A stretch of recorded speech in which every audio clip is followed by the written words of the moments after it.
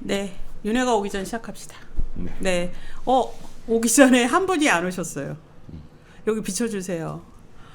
네, 저희 티봉이가 외롭게 앉아 있습니다. TBS 송지현 지부장님이 투쟁을 너무 열심히 하시다가 몸살이 나셨어요. 아유. 많이 아프시다고 그러시더라고요. 네, 많이 아프십니다. 그래서 오늘 이 포를 뚫고 오시겠다고 하시고는 못 오셨습니다. 그래도 오후까지 계속 저희 대본 만드시고 계속 일하시다가 오늘 시청자분들을 못 뵙게 되는데 그래도 TBS 소식은 꼭 알려달라고 부탁하셔서 이따 또 알려드리겠습니다. 저희 한 주간 컴티에서 무슨 일이 있었나 YTN부터 하는 거잖아요. 네. 여기 써있네. 유일인 방심이가 마지막 전체 회의에서 YTN 제재 한 단계 경감했다. 이게 사실은 저는 큰 관심이 없었던 이유가 뭐 당연히 김백기 엎드렸으니 유일임이 봐주겠죠. 뭐 다 짜고 치는 거니까 큰 의미는 두지 않아요. 뭐 그래서 이거를 좋다고 해야 될지 나쁘다고 해야 될지 그것도 잘 모르겠고 뭐 그렇습니다. YTN. 그리고 저희는 지금 그 국정조사 준비하는데 많은 그 힘을 쏟고 있고요. 뭐 이제 다음 달에 열릴 예정이니까 그리고 또 여전히 보도국장 임명 취소 가처분은 결과가 나오지 않고 있어요. 그래서 왜 이렇게 안 나오죠? 이 가처분을 2달 이상 이렇게 결과를 안 내는 경우가 있나 싶을 정도인데 기록을 세우려나 보네. 네, 그래서 그거 기다리고 그거 나오면 대응해야죠. 그리고 또 MBC 이제 이 MBC라는 거함이 침몰하지 않도록 같이 투쟁하는데 같이 연대하고 있습니다. 네. 그러면 가처분 계속 이렇게 결과 안 내면 우리가 가서 빨리 결과 내라고 막 해야 되나요, 이것도? 그 또 판사님 신기를 건드릴 수 있어서 그것도 조심스럽고 우리 그냥 잘 가만히 좀 어떻게 될지 기다려야 모르겠습니다. 되나요? 가처분이라는 거를 신청하는 이유가 뭐 본안 판단이 나오기 전에 심각한 게 피해를 입을 수 있으니까 그거를 미리 구제하기 위해서 넣는 게 가처분인데 이렇게 늦어지면은 나중에는 뭐 가처분 실익이 없다 이렇게 해서 또 그 기각이 될 수도 있어서 이게 좀 많이 왜 이렇게까지 안 나오는지 그게 좀 이게 합의문대 판사들 간의 이견이 좀 있는 것 같다고 그러더라고요. 거기 합의문이에요?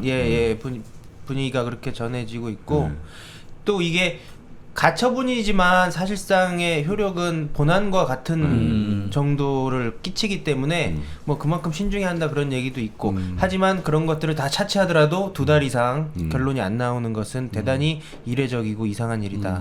그렇습니다. 이게 보도국장 임명동의제 위배건이죠? 네네. 이게 KBS에서는 그때 저희들은 이제 법률 대응을 따로 안 하셨나요? 그러니까 YTN은 정확히 보면은 임명동의제 없이 임명된 보도국장의 그 임명을 효력 정지해달라는 것이었고 저희 같은 경우에는 이런 사태가 이제 바로 벌어질 걸 예상을 해서 임명동의제가 단체 협약에 되어 있으니 단체 협약을 지켜라라고 하는 가처분이었어요. 다르네요. 네, 그 청구 취지는 약간 다른데 결국은 임명동의제를 안 지킨 것, 그다음에 지켜야 되는 것, 뭐 이런 부분에 대한 요구였는데 저희들 같은 경우에는 뭐 당사자 능력에 대한 부분들 때문에 각하가 되긴 했지만은 재판부에서 이런 부분들에 대해서는 빨리빨리 판단을 내려줘야 되는 필요성이 있는 거거든요. 근데 이렇게 2달 동안 질질 끌고 있다라는 것이 좀 이해가 안 되고 특히 YTN 같은 경우에는 계속 재판부가 이 의견서 내는 걸 받아주고 있지 않습니까? 예, 받아주고 보통 있어요. 안 그러거든요. 그러니까 언제 딱 마감을 하고 왜냐면 가처분도 이제 결정문을 써야 되니까 그 쓰려고 하면은 의견 접수하는 걸 이제 딱 마감을 해야 되는데 그렇게 하지 않고 있다라는 부분에 대해서는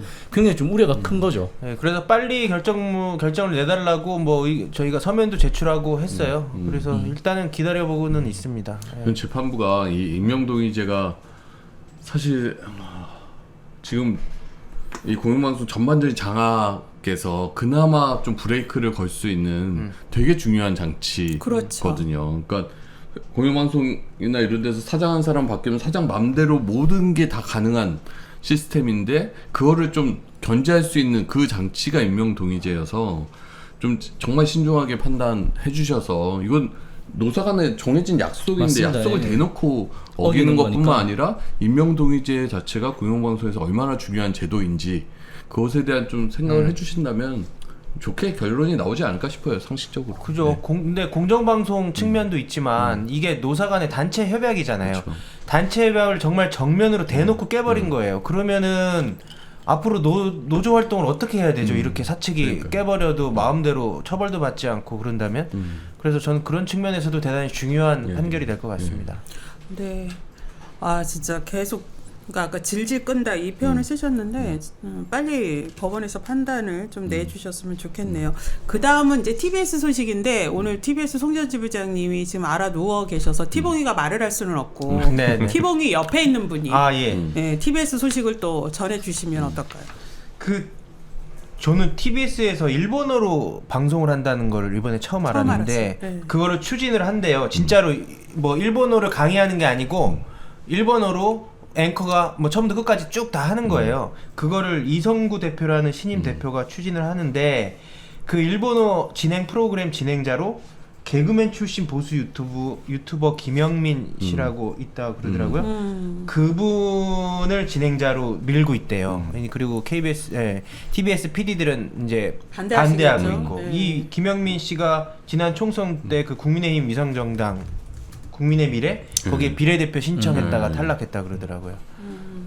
그리고 지금 이성구라는 분이 직무대행이시네요. 대표 직무대행. 그렇죠. 네. 그러니까 정식 대표는 아직 아니신데 이분이 뭐 이완용 옹호하는 발언도 예전에 했었고 보니까 경제관료 출신이더라고요. 기재부에서 공정위로 넘어가서 그런 분이고 또 보니까 일본 도쿄대에서 박사를 했어요. 아 또 일본 나름 일본 전문가라고 네. 자처하는 거 아니에요? 친일이라고 뭐 이렇게 딱 규정 지을 수 있는지는 모르겠지만 여튼간에 네. 일본하고 무척 가깝다 내적으로. 근데 그렇게 볼 수 이거는 있습니다. 대표이사가 이런 식으로 내리꽂는 게 저희 보통의 회사들이면 대표이사가 그렇게까지 간섭하지 않죠. 그리고 네. 현장의 목소리는 현재 저희 같은 경우 예를 들어 실무단위는 뭐 국장 책임제 이런 형태로 해서 국장 이하의 이제 구성원들과 논의라고 거기서 프로그램을 이런 걸 해보겠다라고 올리지 사장이 이래라 저래라까지 방송에 개입하면 기본적으로 약간 편성 자체도 흔들리고 외부의 간섭도 많이 받을 수가 있고 그래서 그러니까 지금 내부에서 되게 항의가 거센 것 같더라고요. 네. TBS PD들이 못하겠다라고 하는 부분은 결국 이제 그럼에도 불구하고 이제 대표 대표 직무대행. 직무대행이 밀어붙였다고 하는 거는 결국 TBS의 제작 자율성을 침해하는 거지 않습니까? 이제 제작 실무자들은 이 프로그램이 왜 필요하냐, 그리고 뭐 MC 선정에서부터도 이제 불만이 있는 상황인데 이거를 직무대행이 이제 내리꽂아서 MC를 하고 뭐 내부에서 PD들 안 하면 그러면은 뭐 외부에서 PD 데리고 오면 되지 이렇게 얘기하면서 뭐 자연 다큐라고 한다고 해가지고 꼭 뭐 자연 전문가가 PD를 해야 되는 것도 아니고 뭐 일본어 방송을 하는데 뭐 일본 전문가가 뭐 해야 될 필요가 있냐, 뭐 방송 PD는 그냥 역할일 뿐인데 뭐 이런 취지로 얘기를 하면서 외부에서 얼마든지 데려와서 할 수 있다라고 얘기하는 거는 내부 구성원을 완전히 무시하는 거고 제작 자율성을 심각하게 침해하는 거죠. 네. 근데 뭐 외부에서 데려올 수가 있는데 이게 김영민 씨가 너무나도 정치색이 분명한 사람이잖아요. 그래서 TBS PD들이 제작 거부를 하면 그 PD 자르겠다고 했다는 거 아니에요. 그래서 자르는 이유가 정치적이다. 거부하는 게 정치적이다는 이게 이게 신박한 논리잖아요. 본인이 정치적인 사람을 꽂아놓고 거기에 대해서 거부하면 또 정치적이다.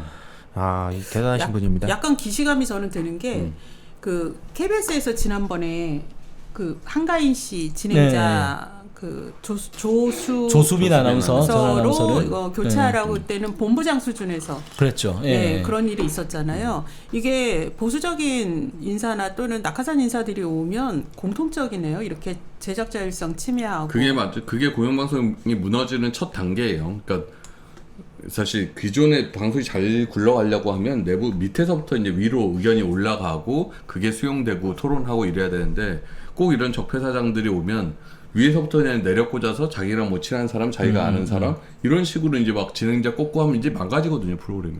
네, 저희 시청자 중에 애청자시죠, 광채님이라고 TBS 오랫동안 TBS 지켜보신 분께서 사실 EFM에 중국어 방송은 있다.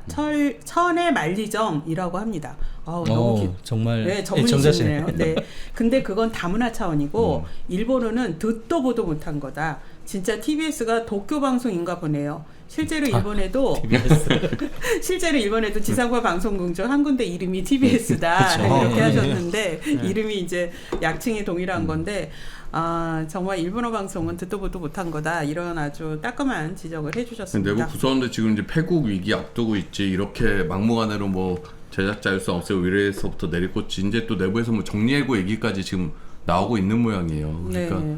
TBS 구성원들이 지금 상당히 힘든 상황. 네. 네. 저희 그 다음에 KBS로 넘어가 볼게요. KBS가 요즘에 정말 뭐 며칠마다 일이 많습니다. 예, 일이 뭐 여러 가지 많습니다. 일이 많은데 네. 일단 준비된 영상 한번 틀어주시겠어요? 중단하라! 중단하라! 중단하라! 중단하라! 그렇다면 낙하산 박민 사장은 조직 개편을 할 자격이 있습니까? 임기가 오. 이게 그 오늘 점심 때 저희 KBS 신관 앞에서 벌어진 피켓팅인데요. 되게 많이 참석하셨는데요. 네, 저희 회사에 있는 세계 노동조합과 각종 협회에서 한 200여 명 정도 오. 참석해 주셨어요. 그럼 뭐 이제 아시듯이 KBS는 이제 박민 사장이 들어와서 사실상 장악이 된 거지 않습니까? 네. 이제 이런 상황에서 장악을 하고 나서 그냥 그 프로그램만 망가지는 게 아니라 KBS 자체를 완전히 좀 망가뜨리면서 여러 가지 난도질을 하고 있는데 그것 중에 하나가 지금 조직 개편을 한다는 거예요. 근데 조직 개편을 하면서 지금 가장 크게 문제가 되는 것이 기존에 추적 60분을 제작하던 우리 시사 프로그램 부서를 보도본부로 넣겠다라고 하는 거거든요. 그래서 이게 PD나 기자나 이 좀 제작을 해보신 분들은 사실 PD의 제작 문법과 기자들의 제작 문법이 좀 다르죠. 그렇죠. 그래서 네. 그게 좀 쉽게 융화가 되지 못하고 KBS 같은 경우에는 과거에는 그런 시도가 있었어요. 그래서 추정 60분을 예전에도 보도본부로 넣었었는데 그때도 좀 이질적인 것 때문에 문제가 됐었고 그때 특히 이제 보도본부는 매일매일 방송을 해야 되다 보니까는 기자들 같은 경우에는 사실 데스크들의 좀 이런 얘기 그 그립감이라고 해야 되나 이게 좀 세게 작용을 하기 때문에 좀 군대 문화하고도 비슷하고 그러다 보니까는 아이템 선정하거나 데스킹하는 데서도 굉장히 좀 치밀하게 들어오는 부분들이 있죠. 그래서 그때도 굉장히 문제가 많았었고 그때는 뭐 한 분이 아이템을 뭐 하겠다라고 냈을 때 일단 뭐 해봐라고 얘기를 했고 그분이 아이템을 준비하는 도중에 시간이 오래 걸리니까 준비하던 도중에 그냥 다른 부서로 발령을 보내버렸어요. 이런 식으로 이제 아이템을 이제 통제를 하는 것이 있기 때문에 이번에도 시사 교양 PD들이 굉장히 반발을 하고 있고 특히 또 이제 저희 기술 동료들 같은 경우에도 방송국 같은 경우에는 방송이 법상으로도 프로그램 제작과 이제 송출 송신까지가 합쳐져야지 이제 방송국이 되는 건데 그래서 기술의 영역이 굉장히 중요한데 기술 부분을 지금 통폐합을 하면서 우리 기술 동료들의 반발도 굉장히 많이 사고 이렇게 하면서 지금 전사적으로 많이 이 부분들에 대해서 지금 반발을 하고 있어서 오랜만에 많은 분들이 모여서 회사 앞에서 조직 개편에 대한 반대 목소리를 좀 냈고 오늘 사실은 그 우리 이사회에서 이 조직 개편안이 상정이 되는 날이었는데 회사가 너무나도 이 안건 자체를 부실하게 준비를 해와가지고 이사진에서 이건 안건 상정도 못한다라고 해서 일단은 상정도 못 됐는데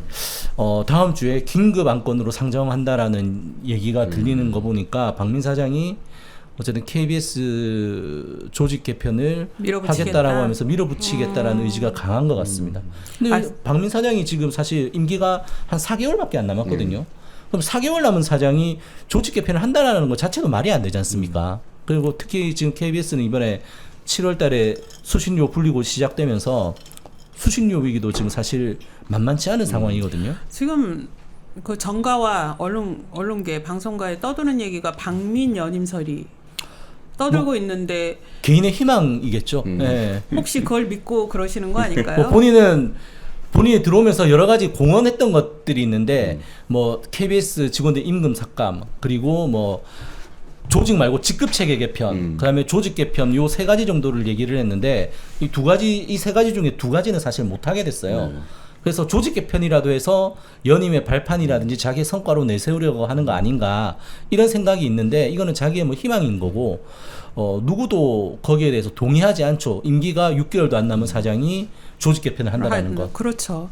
조직 개편하면 또 내부에 갈등 요인들이 생기거든요. 그렇죠. 그러니까 그런 것들을 유발시키기 위해서 이것도 결국 이제 기자 PD 간에 뭔가 갈등을 조금 더 내부 분열 이런 거를 갈라치기 갈라치게 하려고 하는 그런 속셈도 있어요. 오히려 그래서 직종 간의 갈등, 분열을 일으키려고 하는 건가? 뭐 오히려 그런 생각이 들기도 하죠. 과연 조직 개편을 해서 지금 사장이 얻을 수 있는 게 무엇인가? 라는 부분에 있어서는 저희들이 큰 의구심을 갖고 우려하고 있습니다. 본부장님, 근데 저는 매우 놀란 게요. 지금 KBS 저게 신관 앞쪽인가요? 본관 네, 쪽인가요? 신관 앞인데 앞입니다. 저기 되게 넓은 데거든요. 아까 200명이라 그러셨는데 KBS 구성원들이 최근에 저렇게 많이 나온 거는 정말 아마 정말 몇 가장 년 만일 많이 나온, 겁니다. 예. 몇 년 만일 겁니다. 이게 언론에 보도가 안 되고 있잖아요. 이렇게 알려주지 않았고 알려주지 않으시고 영상 안 보여줬으면 저도 몰랐을 거예요. 오늘 그래서 저거는 이번에 어제 이제 추적 60분 PD들이 따로 기자회견도 했었고 오늘도 저희들이 요 내용은 이제 보도를 좀 해달라고 기자분님들께 좀 알려는 드렸어요. 그래서 보도가 조금씩 나오고 있는 상황인데 어쨌든 박민 사장이 단순히 뭐 세월호 10주기 다큐 불방이라든지 최상병 그 입법 청문회 뭐 중계 안 한다든지 이런 방송을 망가뜨리는 것뿐만이 아니라 KBS라는 조직 자체를 망가뜨리고 있는구나. 이런 것들이 정말 저희들이 너무 심각해서 사실 지금 방송과 관련해서는 이진숙 방통위원장을 못되게 하는 이제 임명 저지 투쟁도 굉장히 중요한데 내부적으로도 이런 내부적인 전선들이 많기 때문에 굉장히 이렇게 저렇게 많은 어려움이 있습니다. 네, 저걸 많이 알려내는 게 중요할 것 같습니다. 근데 하여튼 되게 반갑네요. 그렇죠. 네, 시민들께서도 많이 응원을 해주세요. 이렇게 내부에서 아주 열심히 저항하고 있습니다. 저희 MBC 지난주에 저희가 7월 11일 MBC 앞에서 2,000명 시민이 모였습니다. 네네. 전 눈물 정말 나왔죠. 갈수록 사람 수가 늘어나네요. 2,000명까지 됐어요.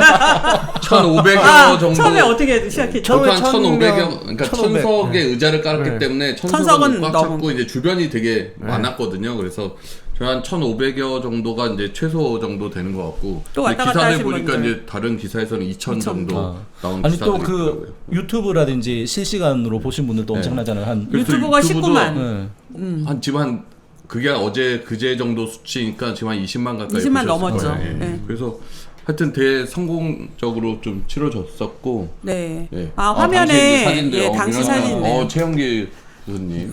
저 그래서 저희가 이제 시민들이 시민들에게 이제 한 말씀 메시지. 듣는 그런 것까지 담았는데 되게 많은 시민들이 써주셨고 저희 오. 조국 대표랑 내가 목소리 박찬대 너무 원내대표 이분은 그분들이 이게 사진이 잘 나왔지? 오윤혜님 와. 오윤혜님이 우리의 히로인. 토크 콘서트 말고도 이제 2부로 넘어갈 때 노래를 해주셨거든요. 근데 와, 정말 디바. 오윤혜님이 정말 가수구나라는 거를 디바 오윤혜. 진짜 저 네.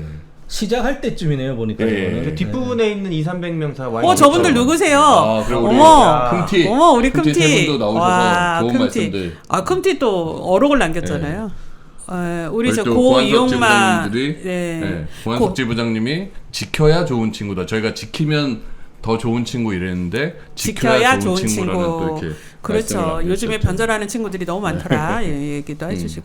저 고 이용마 기자 아내분, 김수영님이 또 말씀해주시고, 또 이날 MBC를 지켜내자. 그래서 일단 그날 우리 민원연에 정말 감사. 이 언론사를 빌어서 다시 한번 감사의 말씀을 드리는데 정말 많은 분들이 함께 해주셨고 또 시민단체 응원 영상도 직접 이렇게 만들어 주시고. 많이도 알려주시고 해서 행사를 이렇게 풍성하게 하는데 너무 큰 도움이 됐습니다. 저희가 그날 언론장악 일지를 긴급하게 만들었어요. MBC를 어떻게 지금 표적으로 삼아서 정권이 장악하려고 하는가. 근데 저희가 500건 만들어 왔는데요. 다 동났어요. 순식간에. 그리고 성금도 되게 많이 넣어주셨어요.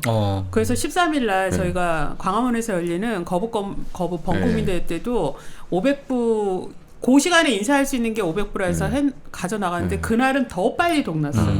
그날은 또 더 많이 나오셨거든요. 네. 시민들이. 그래서 그래서 이게 서로 좀 확인할 수 있는 자리였던 것 같아요. 시민분들도 MBC 구성원들이 이만큼 뭔가 열심히 하려고 하는구나. 또 구성원들도 우리를 이렇게 지지해주고 함께 지켜야 된다라고 하는 시민분들이 이렇게 많구나라고 해서 좀 책임감도 많이 생기게 되고 그래서 네. 그냥 앞으로 잘 해야겠다. 네, 현장에서도 네. 많이 그랬지만 그 전에 그 MBC 본부에서 티저 영상 만들었잖아요. 집행부들이. 그런데 거기에 맨 마지막 티저 영상에 보면 윙크 하시는 분이 있어요. 또 저희 우리 김재경 간사님, 우리 언론아스의 조연출, 그렇죠. 네, 윙크맨으로. 네, 그리고 그날 또 현장에서 그 노래 배우기 시간에 또 노래 그렇죠. 조교로 네, 대학 노래배 우리 출신이었다고. 조합원들이 만든 영상 아마 틀어질 것 같습니다. 저는 MBC 아나운서국 조합원이자 현재 대의원 활동을 하고 있는 김대호라고 합니다. 날씨가 요즘에 뭐 비도 많이 왔다가 또 무더위가 찾아왔는데 오늘만큼은 우리 노동조합에서 마련한 행사 힘내라 MBC 콘서트에 와주신 여러분들께 진심으로 감사드리고요.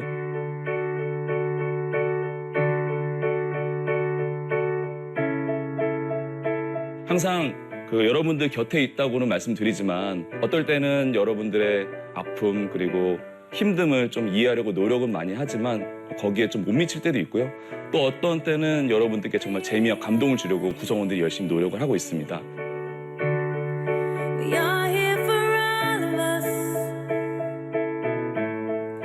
We are here for 많은 시청자 여러분께서 저희 나 혼자 산다 너무나 사랑해 주시는 거 몸소 느끼면서 프로그램 만들고 있는데요. 나 혼자 산다 응원해 주시면서 저희 MBC 함께 응원해 주실 거라고 믿고요. 시청자 여러분들의 응원을 받으면 MBC 많은 PD들과 제작진들이 더 흥나는 마음으로 프로그램 만들고 더 많은 재미를 드릴 수 있을 것 같습니다. 김장하 선생님도 이런 말씀도 하셨거든요. 이 세상은 평범한 사람들이 지탱하고 있는 거라고. 사실 저도 여러분도 MBC 구성원 모두 다 평범한 사람들이잖아요. 이런 저희가 용기 내서 진짜 언론인이 되게 하는 건 공영방송 MBC를 지켜주시는 시민 여러분의 믿음입니다. 끈질기게 살아남은 MBC를 다시 한번 지켜주세요. That's why we are here. Why we are here. 네, 여러분 놀라셨죠? 심리가 왜 또 나오나? 네, 윤회가 오고 있다. 윤회가 오기 전 저희가 마쳤는데요. 오늘 아쉽게도 윤회님이 먼 곳에서 오시느라고 오늘 도착을 못 하셨어요. 비행기 못 타신 건가요? 타셨는데 아직 도착을 못 하셨죠. 그래서 연착되고 막 그런 거. 네, 지금 뭐 기상 악화로 그래서 아주 불가피하게 이번 주에 윤혜님이 시청자 여러분을 뵙지 못하는 우리 디바 오윤혜님. 예. 그래서 제가 긴급히 투입이 됐습니다. 저 지금 떨려 죽겠어요. 아니 이런 윤혜님 자리를 제가 하다니. 더욱이나 오늘 또 초대 손님 모셨는데 또 이분이 또 우리 기자 출신의 또 앵커이시자 명 진행자셨거든요. 그래서 제가 더 가슴이 떨리는데 오늘의 초대 손님 노종면 더불어민주당 의원님 모셨습니다. 박수로 맞아주십시오. 네. 반갑습니다. 네. 감사합니다. 네. 노 의원님 제가 2달을 연락드렸어요. 일정 잡기 너무 힘들고. 네. 이 초선 의원이셔서 처음에는 안 바쁘겠지 언론계 있을 땐 인기 있으셨지만 그런데 많더라고요 일정이. 그래서 겨우 잡았습니다. 이것도 3주 전에 3주 전에 예약을 한 거예요. 그래서 오늘 모셨는데요. 노종면 의원님 여러분 너무 잘 아실 겁니다. 제가 간단히 그래도 소개를 해드릴게요. 2003년에 아주 유명한 YTN의 대표 프로그램이죠. 돌발 영상을 만드신 분이에요. 이분이 그죠? 탄생시킨 돌발 영상의 아버지라고 네. 하던데 어머니 아버지 다 되시는 거죠? 산파라고 해주십시오. 네. 네. 돌발 영상으로 이제 그 YTN에서 이게 대표 프로그램이 됐고요. 2008년에 YTN 지부장 언론노조 YTN 지부장 노조위원장입니다. 네, 맡으셔서 공정보도 공정방송 투쟁을 이끄셨고요. 2014 그리고 또 해직이 되시나요? 길게 2008년에 됐죠. 그죠. 네. 그리고 복직이 몇 년 만에 되신 거죠? 9년 만에 됐습니다. 9년 만에 복직하셨군요. 그 사이에 2014년에 국민TV라고 이게 시민들이 주체가 돼서 만들었던 국민TV 방송 제작국장 만드시고요. 말씀대로 9년 만에 YTN 돌아가셔서 활동하시다가 2021년에는 YTN 디지털 센터장을 맡으시고 네, 그게 마지막 직함이었습니다. 그죠. 그리고 지난해 YTN을 나왔습니다. 퇴사하시고 스픽스라는 유튜브 채널에 또 TV 부문 대표를 하시다가 이번 총선에서 출마를 하셨습니다. 그래서 지금은 국회의원이 되셨습니다. 제가 이렇게 간단히 말씀을 드렸지만 고한석 지부장님이 네? 노종면은 누구인가 아, 가장 잘 아실 것 같은데요. 누구죠? 아, 그죠. 네. 약간 쫄리는 느낌인데 지금. 많이 위축되네요. 네. 옛날에 같이 일한 적도 있었는데 많이 혼났거든요. 어디서 같이 일했어요? 어느 부서요? 편집부에서 뉴스창이라는 프로그램을 그때 처음 노정면 의원께서 런칭을 했는데 그때 PD로 새끼 PD로 참여를 했었어요. 그래서 그때 여러 가지 노 선배라고 부를게요. 노 선배께서 정말 다양한 새로운 시도를 정말 많이 했는데 그때는 심지어 어떤 뉴스도 했냐면 구글 어스로 그 세계 지도잖아요. 그래서 그런 것을 곳곳으로 들어가 봐요. 그래서 저 뭐 국제적인 이슈 있으면 그 현장으로 이제 구글 어스를 통해서 가보는 거예요. 그걸 제가 매일 만들었거든요. 한마디로 굉장히 피곤한 선배였죠. 굉장히 피곤합니다. 구글어스 되게 어지러운데 그거 보고 있으면 이렇게 쭉 줌인하고 줌아웃. 그때 만들었던 게 그때가 2008년, 7년 그렇잖아요. 근데 지금 세월이 보세요, 2006년부터입니다. 또 혼난다. 20년 가까이 지났는데 그때 이후로 뉴스가 그때만큼 진보하지가 않았어요. 그러니까 저는 제가 생각하는 노정면 선배는 그러니까 뉴스를 진화시킨 사람이거든요.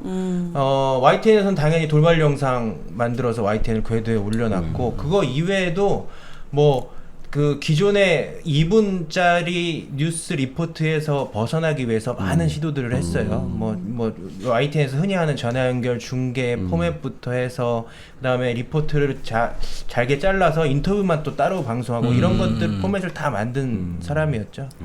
앵커 리포트라는 형식이 그때 처음 선보였어요. 앵커 브리핑이라고도 하고 앵커 리포트라고도 그 외에는 하는 다 도입해서 하고 있는 대부분 그런 포맷을 도입을 했었죠. 예전에는 우리 뭐 흔히 얘기하는 것처럼 해서 이제 백화점식 뉴스라고 해서 그냥 앵커 멘트 하나, 그다음에 기자 리포트 하나 이런 천편일률적이었는데 이제 그 이후에 여러 가지 다양한 포맷의 뉴스들이 생겨난 거죠. 그 이후에.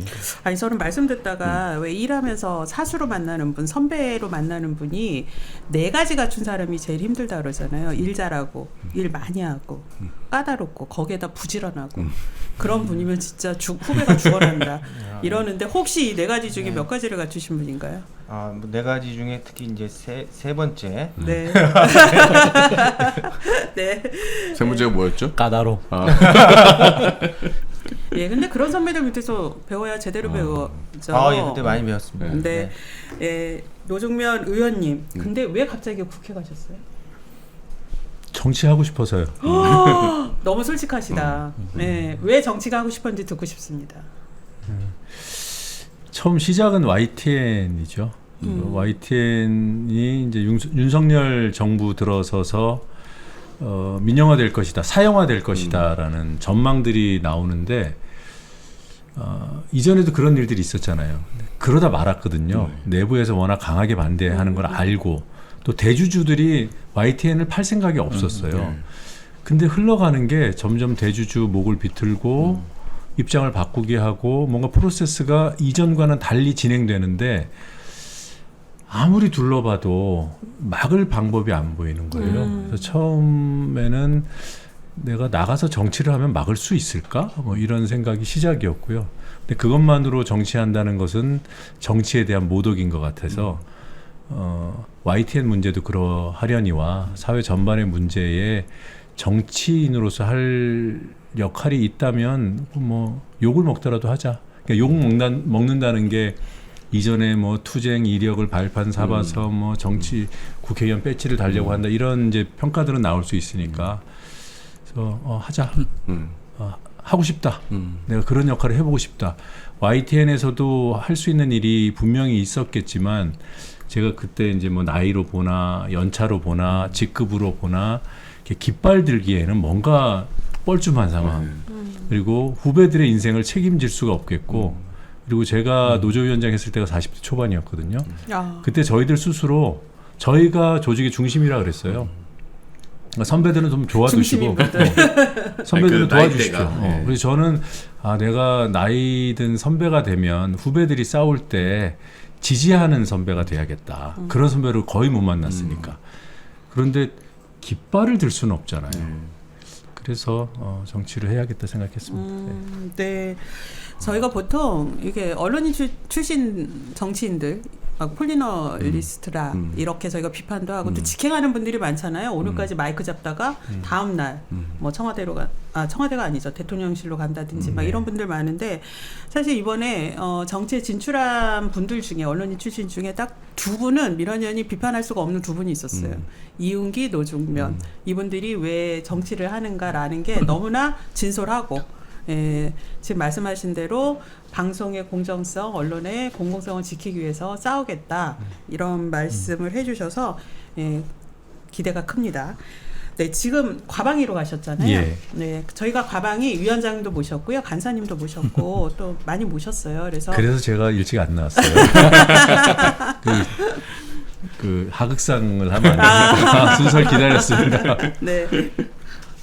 모셔서 과방위가 또 어떻게 싸울 거다, 뭘 준비하고 있다 이런 얘기를 많이 들었는데 지금 또 하루하루가 또 뭐 긴박하게 돌아가고 있어요. 예. 오늘 오후 3시에 또 갑자기 국회의장님이 멈춰라. 네. 방송법 개정 멈추시고 그다음에 여당은 공영방송 이사선이 멈추고 예, 대화하고 범국민체를 만들어서 공영방송 어떻게 살릴지 얘기하자. 근데 다 좋은 말씀이거든요. 근데 갑자기 이 와중에 어떻게 하자는 거지? 이게 어떻게 되는 건지 좀 궁금하거든요. 저는 이해가 됩니다. 그래요? 그리고 이 국면이 상황을 타개하는 하나의 방법이 될 수 있다고 저는 판단해요. 저쪽이 받든 안 받든 받으면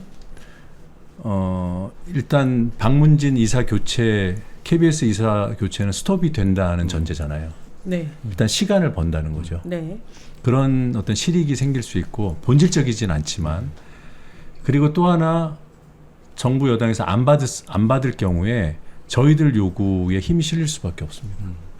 안 받으면 그 다음은 가는 거예요. 그러니까 저희는 일주일을 양보해서 우리 명분의 우위를 얻거나 아니면 실질적으로 지금 공영방송의 이사진 교체를 스톱시킬 수 있다. 당분간이라도. 그럼 그렇게 시간 벌어놓고 난 다음에 어떻게 할 건데 근데 저희가 지금 하고 있는 것들이 다 시간 버는 행위들이에요. 김홍일 씨를 탄핵시킨 것도 그렇고 이진숙 씨가 위법적인 의결을 하면 바로 탄핵시키겠다는 이런 입장도 마찬가지로 몇 달을 버는 거잖아요. 그런 면에서 지금 국회의장이 내놓은 그 중재를 하겠다는 의사 표명이 좀 당황스러울 수는 있지만 곰곰이 생각해 보면 지금 공영방송의 장악을 저지해야 한다는 입장에서 볼 때는 그리 불리하지 않다. 저는 그렇게 평가합니다. 내일 오전 10시에 민주당 의총이 있다고 들었는데 예. 요 관련한 논의입니까? 아니면 전반적인 논의입니까? 원래 예정되어 있던 의총이고요. 네. 지금 정말 치밀하게 수싸움이 이루어지고 있어요. 싸움이라 그러니까 저쪽도 치밀한지 모르겠는데 저희는 매우 잘게 하루하루를 쪼개서 이날 본회의를 해야 되나 말아야 되나. 이날 저쪽에서 필리버스터를 하면 우리 대응 수순은 무엇인가. 이진숙 씨가 언제 임명될 것인가. 그리고 임명되고 나면 어떤 의결을 할 것인가. 지금 2인 체제로 되는 거잖아요. 네. 위원장이 임명되면. 그럼 2인 체제에서의 모든 의결은 저희는 위법하다고 봐요. 그래서 한 번만 의결하면 탄핵하겠다라는 얘기들을 해오고 있어요. 그런데 지금 박문진 KBS 이사진 교체하려면 최소 2번의 의결을 해야 돼요. 그럼 이론적으로는 1차 의결과 2차 의결 사이에 탄핵을 하면 세울 수 있습니다. 네. 근데 문제는 날짜를 잡을 수가 있어야 돼요. 본회의를 이틀을 잡아야 됩니다. 네. 예, 그게 그냥 자동으로 열리는 게 아니잖아요. 네.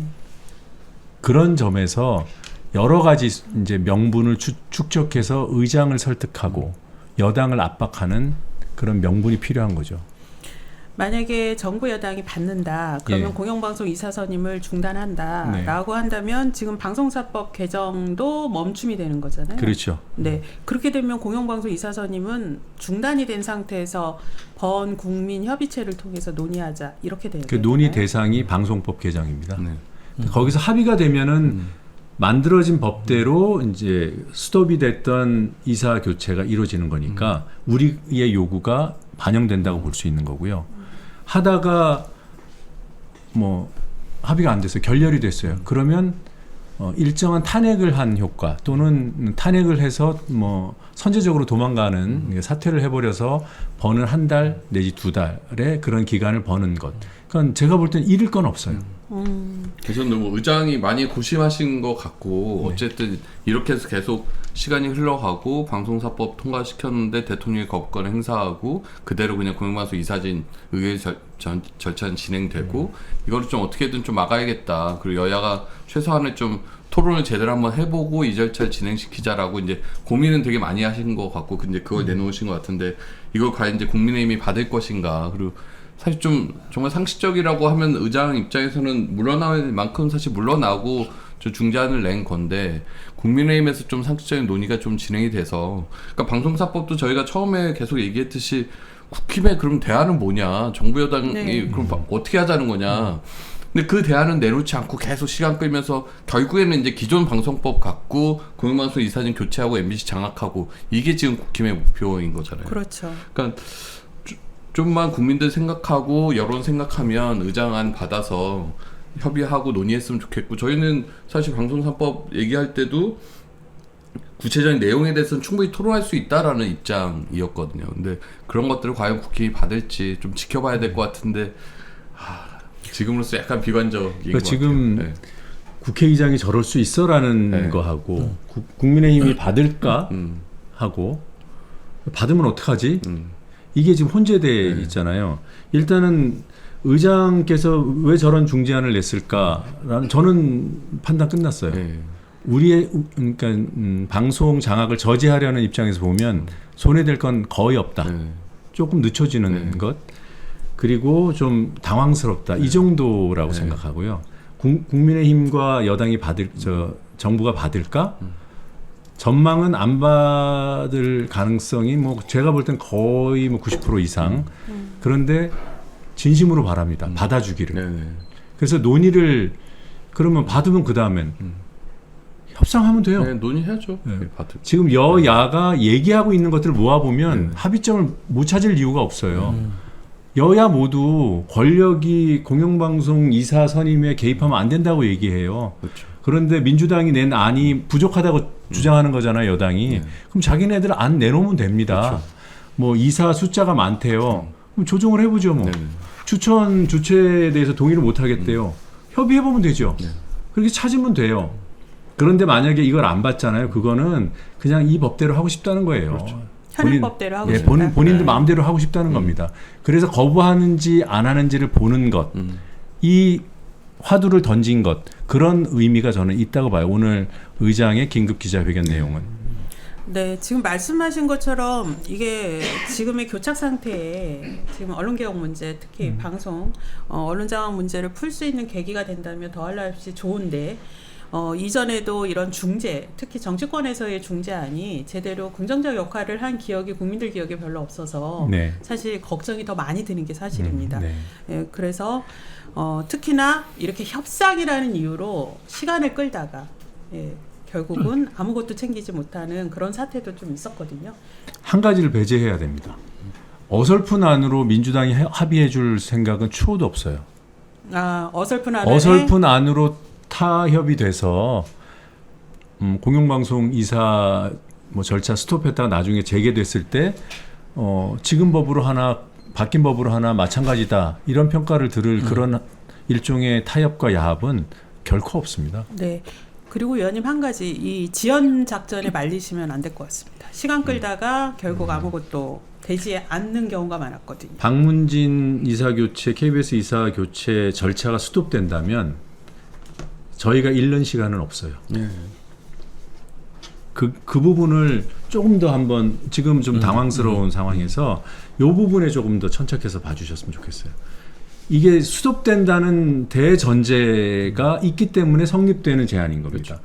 이게 아니면 큰일 나는 일이죠. 협상하다가 바뀌었네? 이렇게 될 거니까. 근데 이 제안의 핵심은 스톱이에요. 그러니까 제가 볼 때는 그래서 저쪽에서 못 받아요. 안 받아요.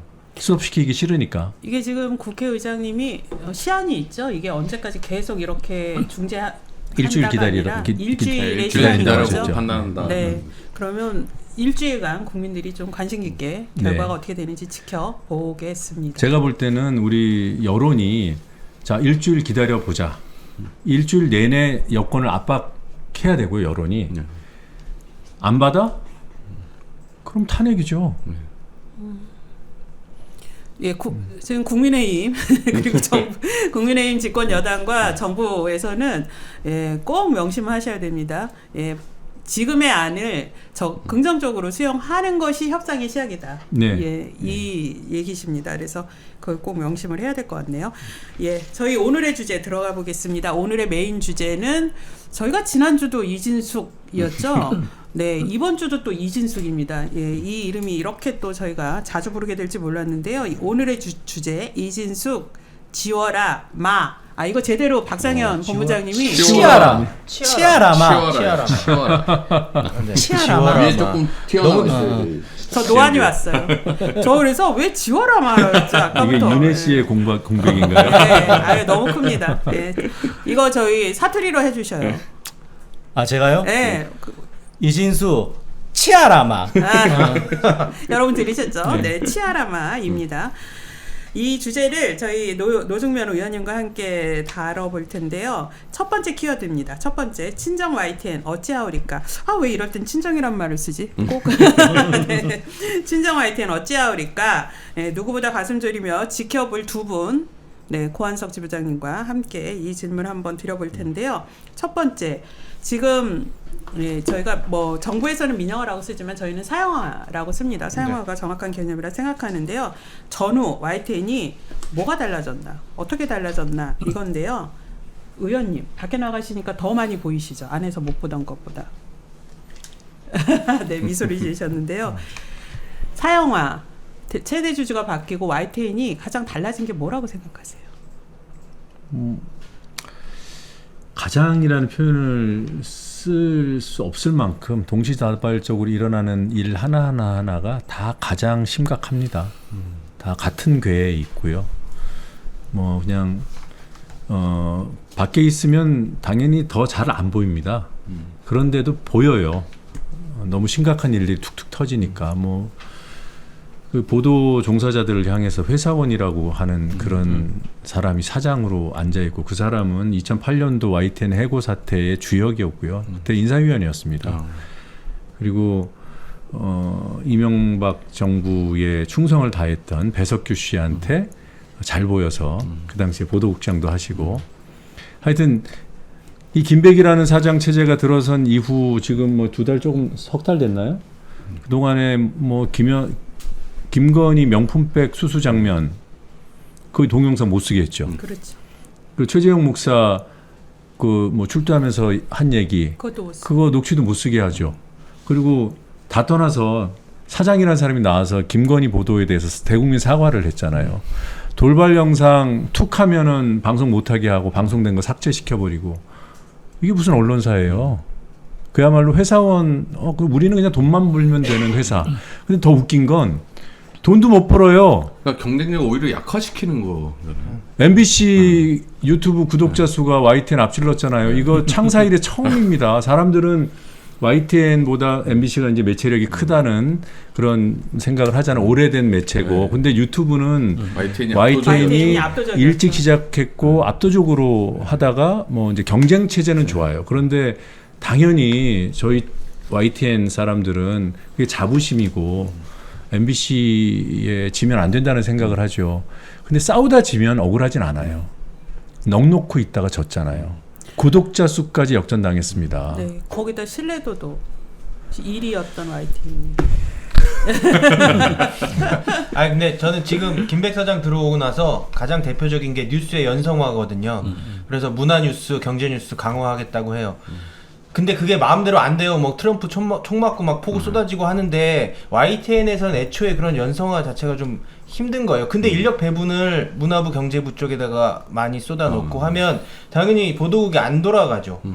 그리고 연성화라는 게 결국에는 정말 시민들이 반드시 알아야 될 정보를 YTN이 전달하지 않는 거예요. 최상병 뭐 그 의혹이나 김건희 디올백 수수 뭐 이런 것들, 권력의 비리 같은 거 국민들이 반드시 알아야 제대로 된 투표를 하고 정치가 제대로 이뤄질 거 아니에요. 근데 그런 정보를 제공하지 않는 거예요. 그러니까 지금 김백 사장이 하고 있는 것은 적극적인 것보다 부작위에 의한 언론 장악 뭐 그런 것 같아요. 네. 지금 YTN이 그 이종호 씨, 네. 블랙펄 인베스트먼트 이종호 전 대표 그 녹취 보도하고 있나요? 죄송합니다. 안 하고 있는데. 네, 네. 지금 저희가 민원연이 네. 모니터링 해봤는데요. 방송사에서 이종호라는 이름 석자를 보도한 언론사는 MBC하고 JTBC 두 개. 아. 네. 이게 이제 장악의 효과인 예, 거죠. 이씨, 이모씨 이렇게 하고 있죠. 왜 그 이름을 홍길동도 아닌데 왜 이름을 부르지? 그러니까 이종호 씨 앞에는 도이치모터스 주가 조작 공범 이게 있어야 되고요. 김건희 씨랑 10수년 전부터 알고 지내던 사이였다라는 것도 들어가야 핵심이죠. 되는 거고요. 네. 그 이종호 씨 사무실에서 김건희.점 엑셀 파일이 발견됐다는 것도 얘기해야 되는 거고요. 그 맥락 속에서 이종호가 갑자기 이 최상병 사건에 등장한 거예요. 그렇죠. 그 임성근 사단장 그 누가 도대체 무슨 이유로 저렇게 구명 로비를 정권 차원에서 구명하고 네. 감싸고 있는지를 보여주는 중요한 단초가 지금 나오고 있고 실제로 육성까지 나오잖아요. 네. 카톡만 나온 것도 놀라운데 육성까지 나오잖아요. 녹취가 나왔죠. YTN 보도할 거죠. 해야죠. 네. 네. 그러니까 언론이 사실 제일 관심 갖고 보도할 수 있는 게 그런 육성, 영상 이런 거고 YTN이 경쟁력이 있는 게 24시간 채널로 뭔가 집중되는 사안에서 정말 사람들이 궁금해하는 거를 하루 종일 보여줄 수 있다라는 장점이 있는 건데 근데 그게 사라져 버리니까 YTN의 네. 매체력의 근간이 뭐냐면 같은 뉴스를 하루 종일 할 수 있다는 거예요. 그렇죠. 근데 중요하면 해야 되잖아요. 그 저도 YTN 다니면서 경험했던 건데 그걸 가장 아파해요. 한번 나가서 아파. 근데 또 나와. 아, 이게 YTN이 한 번 더 나오는구나. 근데 또 나와. 이제 좀 그만 들어주세요. 거기서 한 번 걸리면 끝장을 본다. 이게 이제 YTN의 기자 정신이기도 하고 보도 매체로서의 어떤 본질적인 거거든요. 물론 이제 여러 번 한다라는 비판을 할 수도 있지만 우리라고 하면 안 되나? YTN은 그렇게 존재 가치를 증명해 왔어요. 근데 지금 그걸 안 하겠다는 거예요. 예, 그 YTN이 그런 힘이기 때문에 방송장악 순위에 우선순위에 들었던 것 같습니다. 근데 YTN이 지금 사실 적폐들의 요람이 되고 있어요. 지금 말씀해 주셨던 앞서서 김백 씨, 그 다음에 또 대표적으로 YTN이 배출한 적폐 류희림, 예, 전 국민이 방송통신심의위원회라는 어려운 이름의 기구를 알게 되는 이런 사태까지 왔는데요.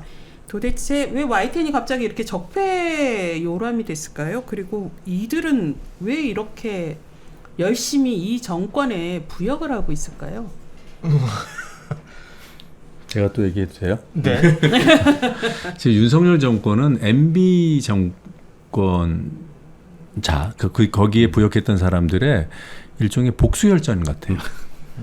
그러니까 MB 때 YTN을 점령하고 MBC를 점령하려다가 큰 홍역을 치렀잖아요. 그렇죠. 그때 이동관도 있었고 김백 사장도 있었고 유일임 위원장도 있었고 또 배석규 씨도 있었고 뭐 기타 등등 제가 이제 YTN 중심으로 이제 이름을 나열해 보면 유일임 씨는 방심위원장, 김백 씨랑 같이 인사위원이었어요. YTN 해고 사태 때.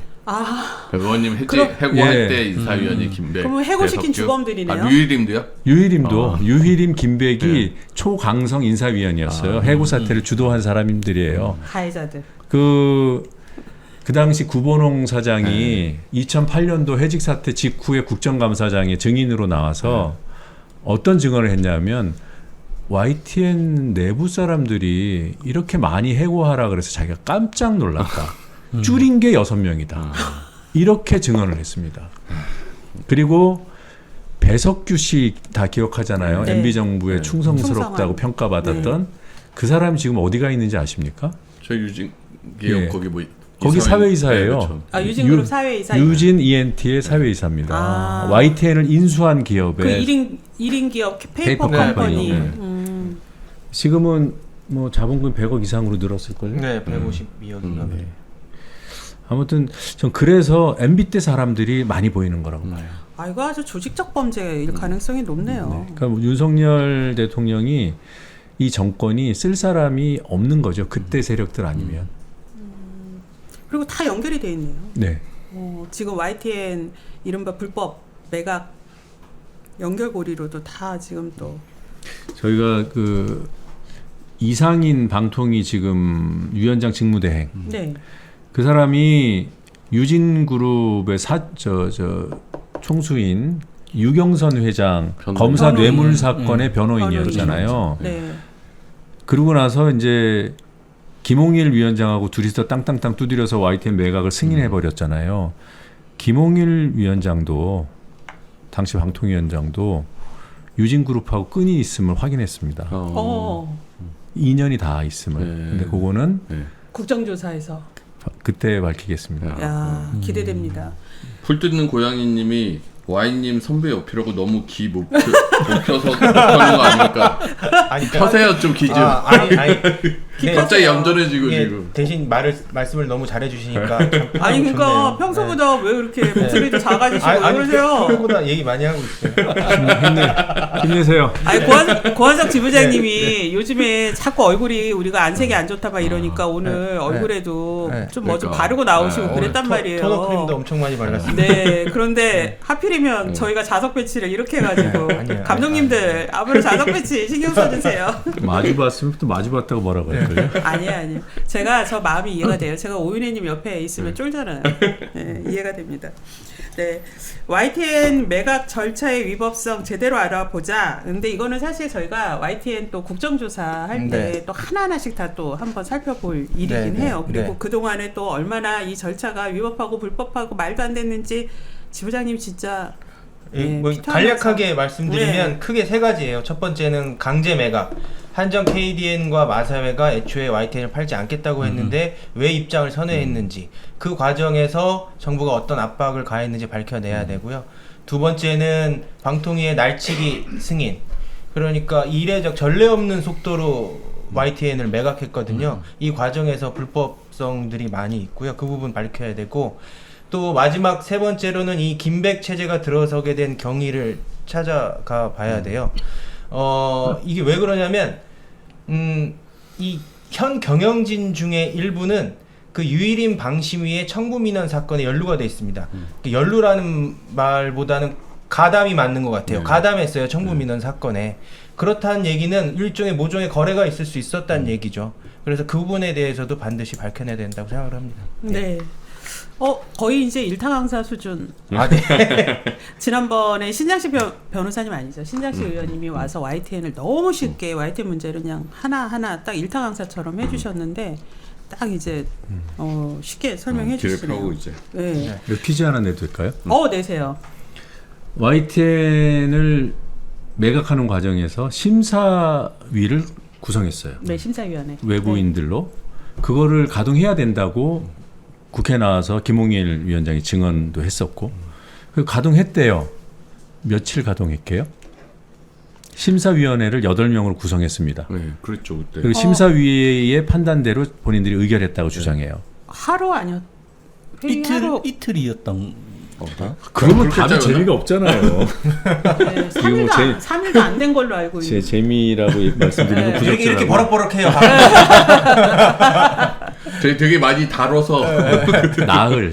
나흘 4일 3박 4일. 한 열흘 한 최소한 한 달은 했겠죠라고 해야 나흘 했을 때 시청자들께서 이 나쁜 놈들 하지 하루 이틀 사흘 해놓고 제가 나흘 하면 이게 많이 했나? 뭐 이게 앞뒤가 안 맞잖아요. 좀. 그러네요. 한 달은 했겠죠. 이렇게 제가 예, 좀 다시 붙이겠습니다. 녹화본이라도 좀 네. 편집해서 올리면 안 돼요. 아니 저기 KBS 오락 프로그램도 1박 2일 하는데 그죠? 어떻게 심사를 3박 4일을 합니까? 그리고 그때만 하고 이후엔 또 안 했잖아요, 막상. 네, 두 명이서 그 다음에는 연결할 또 때는. 아예 뭐 건너뛰었죠. 자문위라는 자문만 걸 받았다 뭐 돌렸죠. 이런 말도 안 되는. 네, 말도 안 되는. 두 번째 퀴즈 해도 돼요? 아우, 네. 조금 전에 그 유일임 민원 청구 의혹 사건 네. 거기에 YTN 사람들이 연루됐다고 했잖아요. 뭐 가담. 가담. 몇 명이나 가담했을까? 아, 이건 어렵네. 대거 3명? 대거라뇨. 3명 이래야 얘기가 될 것 같은데. 이런 때는 한 명, 두 명 하셔야죠. 어떻게 그런 청부 민원을 출제자의 의도를 파악을 했을 때 간이 그렇게 많이 나온 사람들이 그렇게 네, 본부장급 인사를 포함해서 4명입니다. 아. 그리고 한 사람은 부부가 있어요. YTN 부부예요? 네, YTN 부부예요? 유일임 씨가 아니 YTN 사람의 와의 부인도 부부. 했습니다. 그러니까 부인을 동원한 거라고 봐요. 그러니까 유일임 씨가 유일임 씨 아들도 했죠. 거의 그 온 가족이 다 했어요. 쌍둥이 쌍둥이. 동생도 했죠. 뭐 그 처제도 했죠. 처제인가? 하여튼 친인척들이 다 동생도 했잖아요. 하고 뭐. 네. 그것처럼 YTN도 YTN 기자 4명, 기자 3명하고 한 사람은 기자는 아니더라고요. 근데 한 사람은 부부예요. 그러니까 총 5명이 YTN 관계자가 와. 청부 민원에 가담했습니다. 지금 현직이라는 거잖아요. 5명. 네, 현직입니다. 현직일뿐만 아니라 청부 민원이라고 또 단정했다고 또 소송 걸라. 청부 민원 민원 의혹 의혹. 사건에 연루돼 있는 분들입니다. 네. 5명이 현직일 뿐 그분들이 아니라. 그럼 경영진. 네 분이 예. 다 아, 지금 정영진. 경영진이 됐어요 예, 지금. 예, 본부장, 뭐 실국장 그런. 아, 그래서 이제 청부 민원의 대가로 본부장 차지한 거 아니냐. 지금. 영전한 거 아니냐라는 당사자들이네요. 와, 진짜 이 YTN 국정조사가 드라마보다도 더 흥미진진할 것 같다는 그리고 생각이에요. 그 중에 한 명은 그 지금 김백 사장 하고 고등학교 선후배인가? 고등학교 선후배는 아니죠. 아니에요. 그건 확인 후 말씀드리겠습니다. 또 특수관계인가요? 네. 그러면 의원님, 이 YTN 국정조사 지금 준비 지부에서도 지금 아주 역점적으로 하고 있다라고 하고 의원님도 국정조사 대비를 하고 있을 텐데요. 지금 3가지 불법의 3가지 얘기해 주셨지만 국정조사의 핵심 쟁점 요거다라고 또 요약을 해주시면. 뭐 불법성이 이미 너무 명백하게 드러나 있어서 이게 뭐라고 할까요? 너무 이게 놀라운 사실들이 이미 지적이 되고 드러나 있는데 저쪽이 꿈쩍을 안 하니까 더 큰 게 필요한 것처럼 그게 가장 어렵습니다. 근데 일단은 지금 드러나 있는 그 사실관계를 정확히 전달하는 것이 의미가 있겠다. 문제는 여론이 탄탄하게 조성이 돼서 정권에 이제 압박을 해줘야 되는 거죠. 긍정적인 방향으로. 그런데 이미 나와 있는 것들이 제대로 전달이 돼 있나? 보도들을 안 하는데 그런 의미에서 국정조사는 알리는 새로운 것을 알리려고 노력을 당연히 하겠지만 있는 사실을 좀 더 명확하게 정리해서 알려드리는 그런 공간으로서의 기능도 해야 한다. 네. 저는 많은 분들이 놀랄 수밖에 없는 게 이상인 씨는 유진 사주의 변호인이었다는 사실이거든요. 근데 그 사람이 2분의 1 역할을 한 거예요. 2명이서 매각 승인하는데 그 중에 한 명이 이상인 부위원장이었어요. 그 사람은 유경선 회장의 검사 뇌물 사건 변호사였고, 그리고 그것 때문에 이해관계가 있잖아요. 사주의 변호를 했던 사람이 중요한 그 매각 승인 거기에 방망이를 두드린다면 누가 이해를 하겠습니까? 그래서 당연히 기피가 돼야 되죠. YTN 우리 사주 조합에서 기피 신청을 했어요. 근데 그 기피 신청에 대한 판단을 본인이 했어요. 기각하는 거를. 저는 괜찮아요라고 하고 본인이 들어갔어요. 셀프 정말 말도 안 되는 그걸 셀프 시민의. 그걸 누가 그걸 이해하겠습니까? 우리 국민들이 이것만 알아도 네. 이 사실만 모두가 안다면 말이 안 되는구나. 그리고 국회 나와서 질의응답 과정에서 보인 그런 태도들, 그게 국정조사에서 더 나빠지면 나빠졌지 좋아질 리가 없습니다. 할 말이 없기 때문에. 저는 그 주장이 기가 막혔어요. 그 2명 중에 그 한 분이 자기가 기피 대상인데 셀프 심의하고 셀프 의결을 한 것도 놀랍지만 2명 중에 1명이 빠지면 방통위가 의결을 할 수 없는 구조였다. 그러니까 2인 체제를 하면 안 되는 거잖아요. 그 얘기를 버젓이 하고 있는 게 그러니까 법리에 이게 있긴 있습니다. 그러니까 이제 복잡한 얘기를 끌고 와서 사람들 눈을 귀를 흐리는 그렇죠. 그런 그러니까 법꾸라지 내지는 법기술자의 면모를 보인 건데 그러니까 기피 신청권 남용이라는 게 있긴 있어요. 심의 대상자가 이 심의를 회피하기 위해서 모든 위원들을 다 기피 신청을 합니다. 그러면 이 사람들이 다 기피가 되면은 위원회가 무력화되니까. 근데 우리 사주조합이 이상인 씨를 대상으로 기피 신청을 해서 이상인이 빠지면 무력화되는 건 맞아요. 그런데 무력화되는 사유가 그게 아니라 본질적으로 5인 체제 위원이 2인 체제인 거잖아요. 그렇죠. 자기네 사정이라는 거예요. 그렇죠. 이게 뭐 정치권이 잘못했든 대통령이 잘못했든 자기네들 사정으로 2명밖에 없는데 둘 중에 1명 기피 신청했으니 안 된다라고 얘기할 수가 없는 거죠. 이 흠결을 스스로 치유했어야 되는 거예요. 자기네 흠결 때문에 사인의 기피 신청 권한을 침해한 게 되는 겁니다. 네. 그 얘기까지 했더니 한 말도 못 하잖아요. 이 기피 신청 관련해서 저희도 하고 싶은 얘기가 저번에 선임계 의결할 때 안건은 그 전날 이제 공개를 했잖아요. 참 MBC 본부도 내셨죠. 저희도 이제 저녁 때 열심히 해갖고 기피 신청서 작성해갖고 신청하는데 또 작성하는데 시간이 걸리잖아요. 그래서 한 밤 9시, 10시 전에 그 담당자한테 메일 보내고 읽었는지 확인하고 또 아침에 그 민원 접수하는 메일로도 보내고. 근데 이제 회의는 9시에 시작하잖아요. 9시 반에 시작했는데 10시에? 네. 나중에 그냥 못 봤다는 거예요. 근데 이제 회사가 신청한 걸 갖고 뭐 판단을 하긴 했으나, 그러니까 안건을 그렇게 서둘러 처리하고 늦게 공개하니까 기피 신청을 할 수 있는 시간이 없죠. 권리? 이런 걸 행사를 못하게 만들어버리는 거예요. 네, 그게 권리 침해인 겁니다. 그리고 기피 신청이 들어왔을 때 위원회가 무력화되네? 기계적으로 당연히 각하하는 게 아니라 그러면 회의를 좀 연기해서 이 부분을 치유할 수 있는 방법을 찾는 거죠. MBC도 마찬가지고 공영방송 이사진 선임 계획안 의결한 것도 마찬가지고 작년에 YTN 그 결정할 때도 마찬가지고 왜 꼭 그때 해야 되냐고요. 그걸 본인들도 설명 못 해요. 좀 이따가 하면 안 되나? 그러니까 그때 뭐 알려졌던 거는 이제 YTN 우리 사주조합에서 기피 신청을 했는데 그게 방통위에서 그냥 뭐 기각됐다.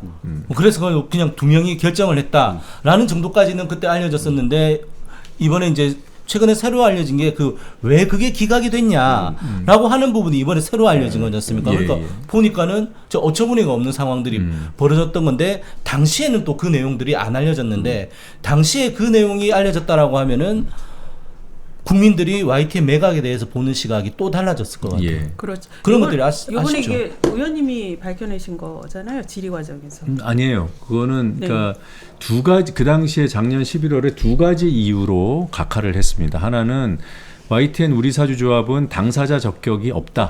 그러니까 이 매각 승인 이거를 의결하는 이 안건에 이해관계가 없다라고 본 거예요. 그게 이유가 하나 있고 또 하나는 조금 전에 말씀드렸던 그런 기피 신청권 남용이다. 근데 그 당시에 언론 보도 자료로는 당사자 적격이 없다라고만 했어요. 그렇죠. 그리고 두 번째 사유가 있음은 요번에 저희가 속기록을 받아서 확인했습니다. 그러니까 그 과방위 회의 과정에서 속기록을 얻어서 저희도 얻었고 뭐 다른 의원실도 얻었고 그래서 뭐 제가 밝혔다라고 공지사할 일은 아니고요. 근데 중요한 거는 그 당시에는 이 기피 신청권 남용에 대해서 공지하지 않았어요. 네, 그런데 당사자 적격이 없다 그랬잖아요. 그런데 이후에 고등법원 결정에서 YTN 우리 사주 조합은 당사자 적격이 인정된다고 했어요. 고법에서. 그 얘기를 어제 물어봤더니 이상희 씨가 본안에서 뭐 따질 일입니다. 이러고 넘어가요. 버꾸라지. 네. 저희가 이제 두 번째 이진숙. 아까 뭐라 했죠? 치워라마. 네, 하겠습니다. 이진숙 인사청문회가 또 뜨거운 관심인데요. 최근에 이진숙 씨가 문화예술인들 뭐 좌파 우파다라고 하면서 말도 안 되는 또 망언을 한 게 드러나서 이번에 인사청문회에 참조인으로 아주 유명한 그 배우들 막 이런 이름도 지금 막 올라서 국민들 관심이 뜨거운데요. 인사청문회 지금 일정이 오늘 합의가 된 거. 어제 의결이 됐습니다. 어제 됐죠. 그래서 이틀 하기로 했죠. 24, 25. 예, 원래 방통위원장이 장관급이라 이렇게 이틀 하는 경우는 흔치 않은데 예, 국힘도 매우 반발한 걸로 아는데 이틀로 잡힌 이유가 있을 것 같은데요. 뭐 명확합니다. 따져볼 게 많으면 오래 하는 거고요. 네. 자꾸 뭐 기존 관례 얘기하는데 지금 이미 22대 국회는 기존 관례대로 가는 게 하나도 없어요. 네. 6월 10일에 개원을 해본 원구성을 해본 적이 없어요. 엄청 일찍한 거 아니에요? 지금 6월 10일에 상임위원장 뽑히고 이제 한 달 조금 넘었는데 과방위 전체회의를 벌써 7번이나 했습니다. 아, 대단하십니다. 법사위도 전체 회의랑 소위 다 하면은 한 8번, 9번 했어요. 오늘 이렇게 중계 보다 보니까 외통위는 오늘 인사하고 있던데 그건데. 오늘이 아마 거의 첫 회의였던 것 같아요. 국민의힘이 상임위원장을 갖고 간 데는 아직 한 번도 회의를 안 연 데도 있어요. 제가 그 한번 그 브리핑 하셨는데 이제 국민의힘이 상임위원장을 간 데는 좀 일 좀 해라 그 주제로 한번 하시더라고요. 브리핑을. 이게 왜 그러냐면 기존 국회들이 그 새로 구성이 되면 서로 협의한다라는 명목으로 한 달 가까이 열지 않고 진행을 안 하고 서로 무슨 협의한다 이런 명목인데 사실 세비 받으면서 한 달 일을 안 한 거거든요. 근데 저는 2배 주시면 안 될까요? 그러니까 22대 국회는 제대로 일을 하고 있는 거죠. 물론 국힘이 상임위원장인 상임위원회는 회의조차 안 연 곳도 있습니다만 본인들만 일을 안 하는 게 아니라 상임위는 여야 같이 구성되잖아요. 저희 초선들 이렇게 이러저런 자리에서 만나보면 누구는 일을 많이 했어요 이미. 그렇다고 뭐 상임위 아니면 일을 안 하는 건 아니지만 상임위 활동 얼마나 해보고 싶겠습니까? 국회 꽃이라고 하는데 한 번도 전체 회의 못 나가 보신 분들이 수두룩한 거예요. 그 저희는 힘들기도 하잖아요. 근데 저희는 저희 나름대로 힘들다는 얘기를 하려고 하다가 그분들이 부러워하니까 말을 못해요. 네. 그럼 의원님 24, 25 청문회 거치고 나서 이후 절차가 어떻게 되나요? 24, 25 다음 주 수목 청문회가 예정돼 있고 그날 하게 돼 있고요. 그리고 그 다음 주 화요일이 7월 30일입니다. 근데 청문 보고서 결과 보고서 채택 여부에 대한 의결을 하게 됩니다. 아 그게 다음 주 화요일 날 해요? 예, 화요일입니다. 7월 30일. 뭐 지금 청문회를 해봐야 되는 건 맞는데 현실적으로 결과 보고서가 채택되지 않을 가능성이 전망이 높은 것은 현실이고요. 만약에 채택이 안 되면 정부에서 재송부 요청을 할 겁니다. 그러면 이제 이틀 걸립니다. 그럼 31일, 1일. 그때까지 국회에서 재송부 절차를 밟지 않으면 2일에 임명할 가능성이 있죠. 그럼 8월 2일. 이전에 그 신원식 국방장관 할 때 딱 요 패턴이었어요. 청문 그 결과 보고서 채택 불발, 재송부 요청, 그리고 임명까지 1, 2, 3, 4 나흘 딱 걸린 거죠. 그러니까 30, 31일, 1일, 2일. 그래서 2일이 이진숙 임명 D-Day로 예상됩니다. D-Day가 지금 8월 2일. 원래는 재송부 10일 이내 정도 이렇게 돼 있는데 그냥 대통령이 빨리 강행하려고 앞에 그냥 이틀로 합니다. 예. 네. 지금은. 이 이진숙 씨가 정말 이제 황당하고 말도 안 되는 그 발언을 하거나 이런 것들이 지금 속속 드러나고 있는데 이게 또 최근에 가장 또 놀랄 일이 드러났어요. 놀라운 발언을 했는데 MBC도 민영화하지 않으면 YTN처럼 사회에 해가 된다. 이 발언을 그 유튜브에 출연을 했던데 이 유튜브 채널이 의원님이 있었던 YTN처럼 MBC를 민영화하지 않으면 사회에 해가 된다. 예. 그거 MBC처럼 민영화하지 않으면 YTN처럼 해가 된다는 그렇죠. 정확하게 네. 이것도 오윤혜님이 빠져서 이렇게 된 사례. 스픽스에 나와서 한 얘기예요? 예, 스픽스의 송국건 전 기자 출신 아니세요? 송국건님이 지금은 정치평론가 이렇게 활동하시는데 이분이 이제 사회자인 프로그램에 나와서 사회자가 이렇게 묻습니다. 윤석열 대통령에게 건의한 대로 당장 사장을 교체하고 그런 문제보다도 근본적으로 이런 정치색을 띠지 못하도록 민영화를 시켜야 한다. YTN도 그 앞에 이제 YTN 민영화하자는 얘기를 하다가 그러니까 이진숙 후보가 저도 그렇게 생각한다 이러면서 이게 YTN처럼 MBC도 민영화해야 된다라고 얘기하는 근거가 이 정치색을 띠지 못하도록 하자 이 얘기예요. 네. 이런 주장을 했는데 지금 민영화 됐지 않습니까? 근데 민영화되면 정치색을 안 띈다는 게 정말 말도 안 되는 거라니까요. 이게 아까도 말씀드렸는데 정말로 해야 할 일을 하지 않음으로써 너무나 뚜렷하게 정치색을 띠고 있는 거예요. YTN도 김건희 보도 안 하고 최상병 보도 안 함으로써 정치색을 띠고 있잖아요. 그러니까 이거는 어처구니가 없죠. 이를 바꿔야죠. MBC도 민영화하면 YTN처럼 사회해야 된다 이렇게. 그러니까 이게 이런 정치색이 싫은 거 아니에요? 아니 근데 이게 언론이 제 역할을 하는 거를 저널리즘 본연의 역할을 하는 걸 정치색이라고 생각하는 인식 자체가 아주 이게 뭐 이분이 한때 그래도 기자였나 싶은 생각이 드는데요. 기자였어요? 그랬대요. 네, 그것도 오래 했답니다.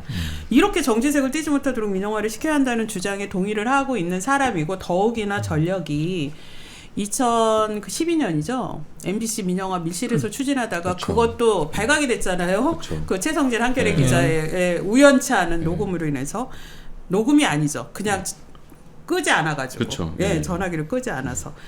근데 의원님 이 주장으로 또 지금 방통위원장이 되면 MBC 민영화 시키겠다라고 하지 않을까라는 국민의 우려가 큰데요. 그 우려가 아니라 지금 뭐 여권 인사들은 공공연히 얘기하잖아요. MBC 민영화 해야 된다고. MB 때만 해도 이명박 정부 때만 해도 민영화는 아니라고 공식적으로 그랬어요. 근데 뭐 국정문건 등에 나와서 사후적으로 확인이 된 거지. 근데 지금은 막 대놓고 얘기해요. 여당 의원들도. 그렇죠. 김장겸 님도 그제 그러시잖아요. YTN 라디오 배승희 그분 그냥 대놓고 뭐 KBS도 뭐 원 빼놓고 투 민영하면 되고 MBC도 민영하면 되고 막 아주 100 다 민영 난리치죠. 진짜 난리 부르스던구만. 본인은 공영방송 사장까지 해놓고 말이에요. 그럼 공영방송 사장할 때 그 사장을 왜 했나 싶을 정도로 뭐 아무 말이나 내뱉던데. 그러니까 늘 이제 나오는 얘기가 MBC의 정명 이러면서 MBC는 공영이야 민영이야. 근데 MBC는 이제 헌법재판소 결정이나 이런 거에서 공영방송사로 다 이제 정리가 돼 있어요. 근데 이제 MBC의 공적인 소유 구조, 그다음에 자립적인 어떤 재원 이것 때문에 이제 정명을 찾으라고 하면서 결국 이제 MBC를 민영화 시키기 위한 이야기를 하는 건데 MBC의 특수한 구조가 오히려 저는 공영방송의 역할을 더 잘하고 있고 현실적으로 그래서 MBC 민영화를 해서 사실 누가 이득을 보는가가 핵심이라고 생각해요. MBC 민영화해서 국민들이 이득을 보면 할 수 있죠. 국민들이 이득 보는 게 없고 지금의 MBC 체제 때문에 국민들이 손해 보는 것도 없고 결국에는 MBC 민영화 시켜서 우리 구한석 지부장이 말씀하신 영구적인 방송장악 외주화를 하고 싶은 거를 자꾸 이상한 말로 이제 거짓말을 하려고 하니까 논리가 꼬이는 것 같아요. 네, 앞에 감독님들이 빨리 하라고 저한테 벌써 오윤혜님이 하셨으면 한 6조까지 넘어갔을 텐데 그러고 있습니다. 근데 저희 의원님이 기자 시절에 혹시 이진숙 이 분을 좀 만날 기회가 있었나요? 아니요. 마주칠 기회는? 한 번도 만난 적 없어요. 네. 그 같은 기자 출신으로 이분 기자였습니다. 네. 이분의 이 언론관에 대해서 좀 어떻게 보세요? 뭐 논평할 가치가 있나요? 네, 논평할 가치 없습니다. 예, 시간도 없는데 점프하시죠. 네, 그러겠습니다. 네, 논평할 가치가 없어서 다루지 않겠습니다. 예, 키워드로 보는 이진숙 인사청문회 지금 저희가 키워드로 위장전입, 그 다음에 봉준호 좌파, 그 다음에 노조 탄압, 그 다음에 혐오 극우 발언 이렇게 대표적인 거를 좀 뽑아봤는데요. 우선 지금 국민들 관심이 큰 이른바 오스카상에 빛나는 봉준호 감독도 좌파다 이런 발언을 해서 지금 국민들을 깜짝 놀라게 했습니다. 그러니까요. 그러면 아카데미는 좌파 영화제라는 거잖아요. 미국에서 그런 좌파 영화제가 열렸고 봉준호 감독이 상을 탔다 뭐 그런 주장인데 근데 진짜 논평할 가치도 없어요. 그게 보면 이쪽 부류 이 분들이 기자라는 직업인으로서의 실력이나 전문성을 드러내지 못했어요. 그러니까 본인들의 정체성을 이런 식으로 드러내는 거예요. 좌파 간별사라고 하는 식으로. 저는 그렇게밖에 해석이 안 됩니다. 그래서 이 문화예술인들에 대한 이런 말도 안 되는 발언한 것에 대해서 이번 청문회에서도 또 그분들 참조인이나 증인으로 또 모셔가지고 네. 예, 또 청문하시죠. 네, 뭐 문화예술인은 참고인으로는 채택됐는데 네. 의결 과정에서 뭐 저도 얘기했고 이준석 의원도 얘기했고 대체로 저희들 이제 기류는 이분들이 혹시 나오셔서 직접 증언을 하겠다고 하면 참고인으로 나오실 수 있도록 길을 연 것이지 나오세요 하고 강하게 요청을 하거나 뭐 또는 강제를 하는 거 이런 개념이 절대 아닙니다. 네. 이미 공개적으로 피해자로 이제 돼버린 거잖아요. 네. 대놓고 이 영화는 좌파, 이 사람은 좌파, 또 반대쪽 이 사람은 우파, 뭐 이런 식으로 갈라치기를 해버렸기 때문에 그분들의 생각을 듣고 싶어서 길은 열어놓은 곳이고. 그 문화예술인들 불러서 뭐 사상 검증하는 것도 아니고. 그렇죠. 어떤 당신 뭐 이진숙 씨가 당신 보고 좌파라고 했는데 당신 좌파 맞습니까? 이 물어보면 말이 안 되는 거잖아요, 사실. 네. 그리고 저는 영화 베테랑 이런 거 있잖아요. 그거 완전히 그냥 코미디 액션 영화잖아요. 그거 왜 좌파라고 하는지. 그 얘기 하시더요. 그래서 베테랑은 좌파 영화인데 네. 국제시장은 우파 영화잖아요. 그럼 거기에 출연한 황정민은 뭐냐? 아, 그렇네요. 네. 그리고 암살 이런 거 친일파 처단하는 영화인데 이거 왜 그건 우파 영화예요? 좌파 영화를 했는 그러니까 거지? 이게 좌파 영화예요? 예, 후보 이 기본적 인식 자체가 너무 민주주의에 대한 기본 인식, 네. 상식도 좀 안 돼 있다 이렇게 생각이 드는데 저희가 내일 저희 그 언어장악 저지 공동행동 그리고 또 국회 가방이 그 야당 의원들하고 공동으로 저희가 국회에서 이진숙 씨의 그 방송 탄압, 노동 탄압 그리고 이 말도 안 되는 망언 그리고 또 참사, 세월호 참사, 이태원 참사에 대해서도 또 말도 안 되는 그 망언과 유족들 폄훼하는 발언들 잇따라 했거든요. 5.18도 또 폄훼를 했습니다. 그렇죠. 그래서 이분들이 나오셔서 이준숙 씨가 또 어떤 행태를 했는지 또 그러한 행태와 또 망언으로 어떤 피해를 당했는지 증언을 직접 하십니다. 그리고 증언하시는 분들이 이렇게 직접 사례들을 구체적으로 밝히면서 국회에서 엄정하게 검증을 해달라 이렇게 하는데 문화예술인 중에 그 좌파로 또 분류되신 김미화 방송인께서 나오시는데요. 진짜 억울하실 것 같아요. 김미아님이 정말 저는 이진숙이라는 이분 고소하고 싶어요. 이러시더라고요.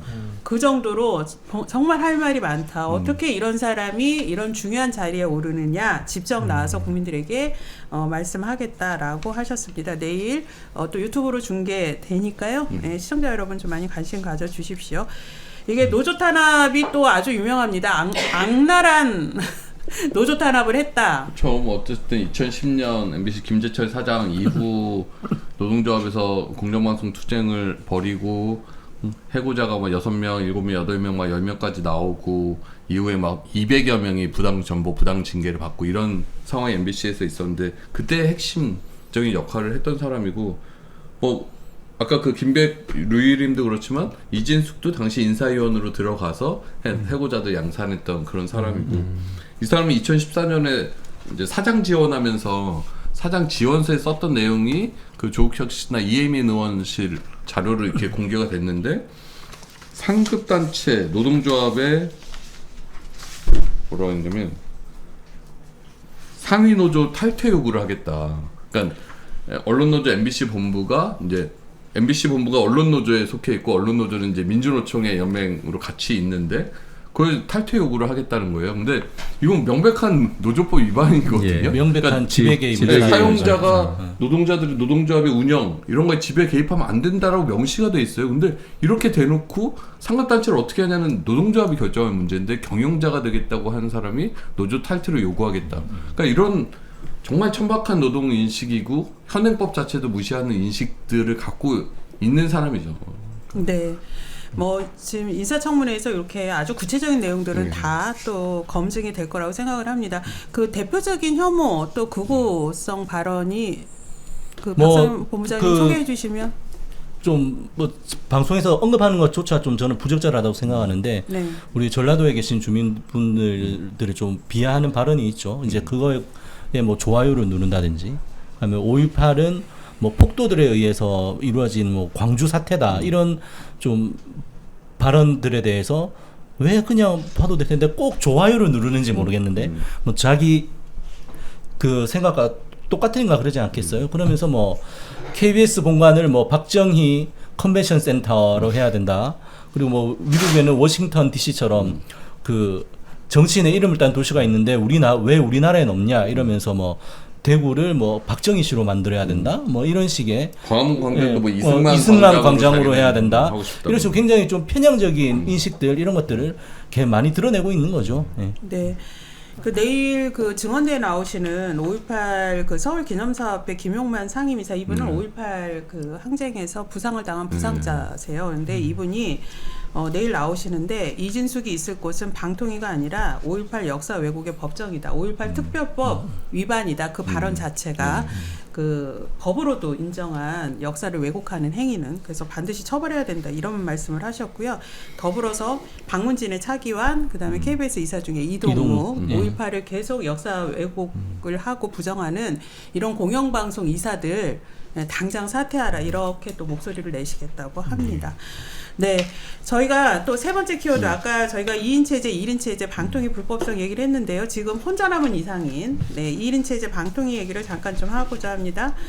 이 1인 체제 위원회인데 이걸 뭐라고 불러야 되죠? 1인 위원회라고 해야 되나요? 방송통신 1인 위원회 이렇게 불러야 아니, 되나요? 그러면 안 되죠. 1인이면은 방송통신부라고 해야죠. 그럼 독임제 행정기구. 위원회가 아니네요. 거죠. 위원회가 그죠? 아닌 거죠. 아니니까. 1인 위원회라는 것 자체가 형용 모순이에요. 그러네요. 따뜻한 얼음 뭐 그런 거 같은 거예요. 네. 저 살아났는데 지금. 비유의 달인. 네. 이 이상인 지금 그 이른바 위원장 직무대행 혼자 남았는데 혼자 남으면 아무것도 의결할 수 없는데 또 의결 행위를 했습니다. 추가로. 의결은 안 했는데 네. 이제 본인이 의결해야 될 사항을 결정한 거죠. 결정. 의결해야 될 거를 결정했다. 네, 네. 네. 근데 이것도 불법 아닌가요, 의원님? 저희는 심각한 그 직권남용이라고 보는 거고요. 직권남용. 네. 이사 선임 계획안이 6월 28일에 의결됐어요. 네. 그럼 그 다음에 이루어질 절차까지 만약에 그 계획안에 다 들어가 있으면 그대로 그냥 시행하면 되잖아요. 그때 비로소 이제 행정행위가 되잖아요. 2021년, 18년, 15년 이전 사례들을 보면 예외 없이 일정 표가 들어가 있습니다. 계획안에. 어느 시점에 뭐 하고 어느 시점에 뭐 한다고 딱딱 돼 있어요. 그런데 이번 건은 없어요, 그게. 그냥 뭐뭐 한다고만 돼 있어요. 거기에 뭐 국민 의견 수렴, 그다음에 결격 사유 조회, 그다음에 후보자 선정, 그리고 이제 임명. 이런 단계들을 다 규정은 해놨는데 언제 한다가 없어요. 어느 기간으로 한다도 없어요. 네. 그거는 위원회가 판단을 할 부분이잖아요. 네. 국민 의견 수렴을 하루 하는 게 좋겠습니까? 열흘 하는 게 좋겠습니까? 그걸 왜 이상인 혼자서 합니까? 네. 근데 지금 하고 있어요. 10월부터 19일까지 한다고 지금 해요. 네. 그래서 제가 어제도 질의할 때 이렇게 물었습니다. 이게 지금 부족하면 위원회가 있다면 이게 좀 부족하다고 판단해. 기간을 일단은 설정해 놨는데 의견이 별로 안 들어오거나 참고할 만한 의견이 별로 없거나 지금 막 밀려 들어오기 시작하면 늘릴 수 있죠. 위원회가 이걸 늘릴 수 있습니까 없습니까? 늘릴 수 있다 그러더라고요. 그러니까 당신이 지금 그 권한을 침해하고 있는 거다. 왜 월권하냐. 그래서 뭐 그게 다 계획서 안에 그 항목들이 다 적혀 있었대요. 세부 절차로. 그래서 제가 그 세부 절차를 보니 의견 수렴도 있고 결격사유 조회도 있고 후보자 선정도 있고 아예 임명도 적혀 있던데 임명도 하시오라고 했죠. 근데 그건 또 하면 안 된대요. 하고 되고 안 되는 것도 본인이 판단하는 거예요 지금. 네. 그러니까 어제 보니까 전체회의가 이제 그 야당 의원들의 합이 잘 맞는다는 느낌이 어제 들더라고요. 그래서 사실 이 방통위가 숨기고 있는 거잖아요. 네, 그러니까 그렇죠. 자기들 마음대로 1인 체제에서 이진숙이 임명되기 전까지 딱 세팅을 다 해놓고 이진숙 오면 방망이만 두들기려고 사전 절차를 진행을 하려고 의도적으로 선임 계획의 구체적인 내용을 안 넣은 거죠. 네. 그리고 선임 계획에서 추상적으로 결정해 놨으니 나머지는 기술적으로 자기가 하면 된다라는 논리로 하려고 했던 것들이 이제 어제 하나하나 까발려지면서 사실상 1인 방통위가 위법적인 결정들을 하고 있다는 게 좀 확인된 거여서 저희는 내일 공수처에 직권남용으로 고발하려고 이상인을 직권남용으로 이상인뿐만 아니라 그 밑에 담당 사무처장 뭐 기획조정과 뭐 그 행정법무 담당과 방통위 공무원들, 그 담당 공무원들도 공무원들. 같이 네. 해서 직권남용죄로 고발할 거다. 그래서 1인 체제에서는 이런 결정을 하면 안 되죠. 안 되죠. 이진수 임명 강행한다고 하면 이진수 임명하고 하는 게 맞죠, 법에. 네. 법 잘 아는 사람들이 그걸 숨기려고 계속 말 돌리고 막 이상한 논리 만들고 하다가 어제 많이 그럼 드러나는 MBC 모습이 본부에서 보이더라고요. 내일 공수처에 언론노조랑 고발을- KBS 본부랑 같이 해서 네. 내일 고발하려고 합니다. 조성은 사무처장은 예. 직무유기라도 좀 걸어주세요. 아는 게 없어요. 모르는 척하는 거죠, 모르는 척. 근데 진짜 모르는 것 같기도 해요. 그분이 감사원 출신 아니에요? 맞아요. 그 모른 척이죠. 네. 네. 그러면 저희가 마지막 이사 지원합니다. 예, 요즘에 이 지금 이상인 체제에서 1인 체제에서도 지금 강행을 하고 있는 이제 KBS 방문진 이사 공모인데요. 공모가 접수가 됐습니다. 그래서 현재 KBS의 지원자가 더 많죠. 53명. 53명. 저희는 예. 이제 이사 자체가 11명이니까 예. 그렇고 MBC는 9명인데 32명. 네. 그렇게 지원을 했죠. 예, 어떤 인물들이 지원을 했죠? 정말 딱 봤을 때 아무리 공영방송의 암흑기이지만 이 정도 사람들밖에 없나? 뭐 이런 느낌이 들어서 일단은 조금 서글펐고요. 그 본부에서 노조에서 네. 예, 지지할 만한 후보 있으십니까?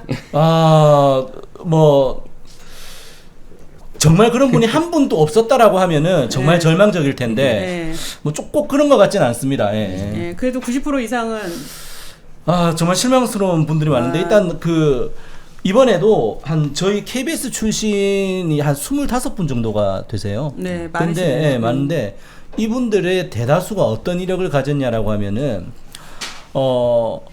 과거 MB 정부 때 결국은 관제 방송을 만드는데 혁혁한 기여를 하셨던 분들이 지원을 많이 하셨어요. 그러면 흔히 말하는 적폐 인사들이시네요. 그렇죠. 그래서 뭐 프로그램뿐만이 아니라 예전에 김민규 사장이 지원을 할 때, 그 출근을 할 때 옆에서 그 우리 조합원들이 이제 출근 저지 투쟁을 하니까 그거 막아서면서 김민규 사장 호위무사를 하셨던 여성분이 뭐 지원을 하기도 하셨고, 그리고 뭐 한 분은 이런 적폐 부역을 하면서 이승만 다큐라든지 MB 찬양하는 프로그램 이런 것들을 만들었던 분이 계시는데 그분 중에 한 분은 심지어 당시에 제적 PD 동료들의 70% 이상의 불신임을 받았던 분인데 그런 분도 좀 계시고 뭐 그런 분들이 좀 내부에선 계시고 특히 아마 MBC도 뭐 마찬가지일 텐데 이 정권 들어서 그 윤석열 정부의 방송장악의 전위부대 역할을 하고 계시는 공정언론 국민연대 출신뿐만이 아니라 그 단체와 연관되는 여러 가지 단체, 뭐 미디어 연대라든지 뭐 바른 언론인 모임인가 뭐 그런 뭐 정체를 알 수 없지만 같이 움직이던 분들의 이 대거 포함돼 또 있다. 대거 계시고 특히 또 보면은 국민의힘이 미디어 관련된 행사를 할 때 단골로 연사로서 나서서 이제 국민의힘의 입장을 대변하시던 분들, 뭐 그런 분들, 뭐 학계라든지 법조계라든지 뭐 그런 분들도 계시고 보면서 참 헛웃음 나왔던 분 중에 한 분이 황성욱 지금 방송심의위원께서 방심위원 지원을 하셨더라고요. 그래서 야 이분은 참 왜 했을까 좀 궁금하다고. 표적심의 정치심의로 언론 탄압, 방송 탄압하는데 공을 세운 분이 이제 걸로 가실라나 보죠. 네. 네. 그리고 이런 분들이라서 사실 좀 말이 안 된다. 그래서 이런 어쨌든 공영방송 이사를 선임을 하려고 하면은 기본적으로 어쨌든 풀이 지원하신 분들이 좋아야지 그 중에서도 뭐 괜찮으신 분들을 할 텐데 이런 지원자들로 정말 KBS의 최고 의결기관인 KBS 이사회를 구성할 수 있을까라는 걱정이 앞서더라고요. 네, MBC도 눈에 익은 이름들이 많이 눈에 띄었어요. 정말 미쳐버려. 이름만 들어도 정말 막 치가 떨리는 사람들이 대거 치 떨리는 사람들 대거 정말 방문진을 적폐 집합소로 만들려고 하는구나 생각이 들고 말씀하셨죠. 우리 그때 방통위 앞에 6월 28일 네. 갑자기 기습 의결을 한다고 할 때도 이제 건너편에서 국민의힘 의원들이랑 빨리 기습 의결해라라고 주장했던 몇 사람도 있었거든요. 그 사람들 또 그대로 다 방문진에 지원하고 했더라고요. 그래서 대표적인 게 백종문이라고 아시는 분 아시겠지만 윤석열 대통령이 올해 2월에 설 특별 사면으로 MBC만 딱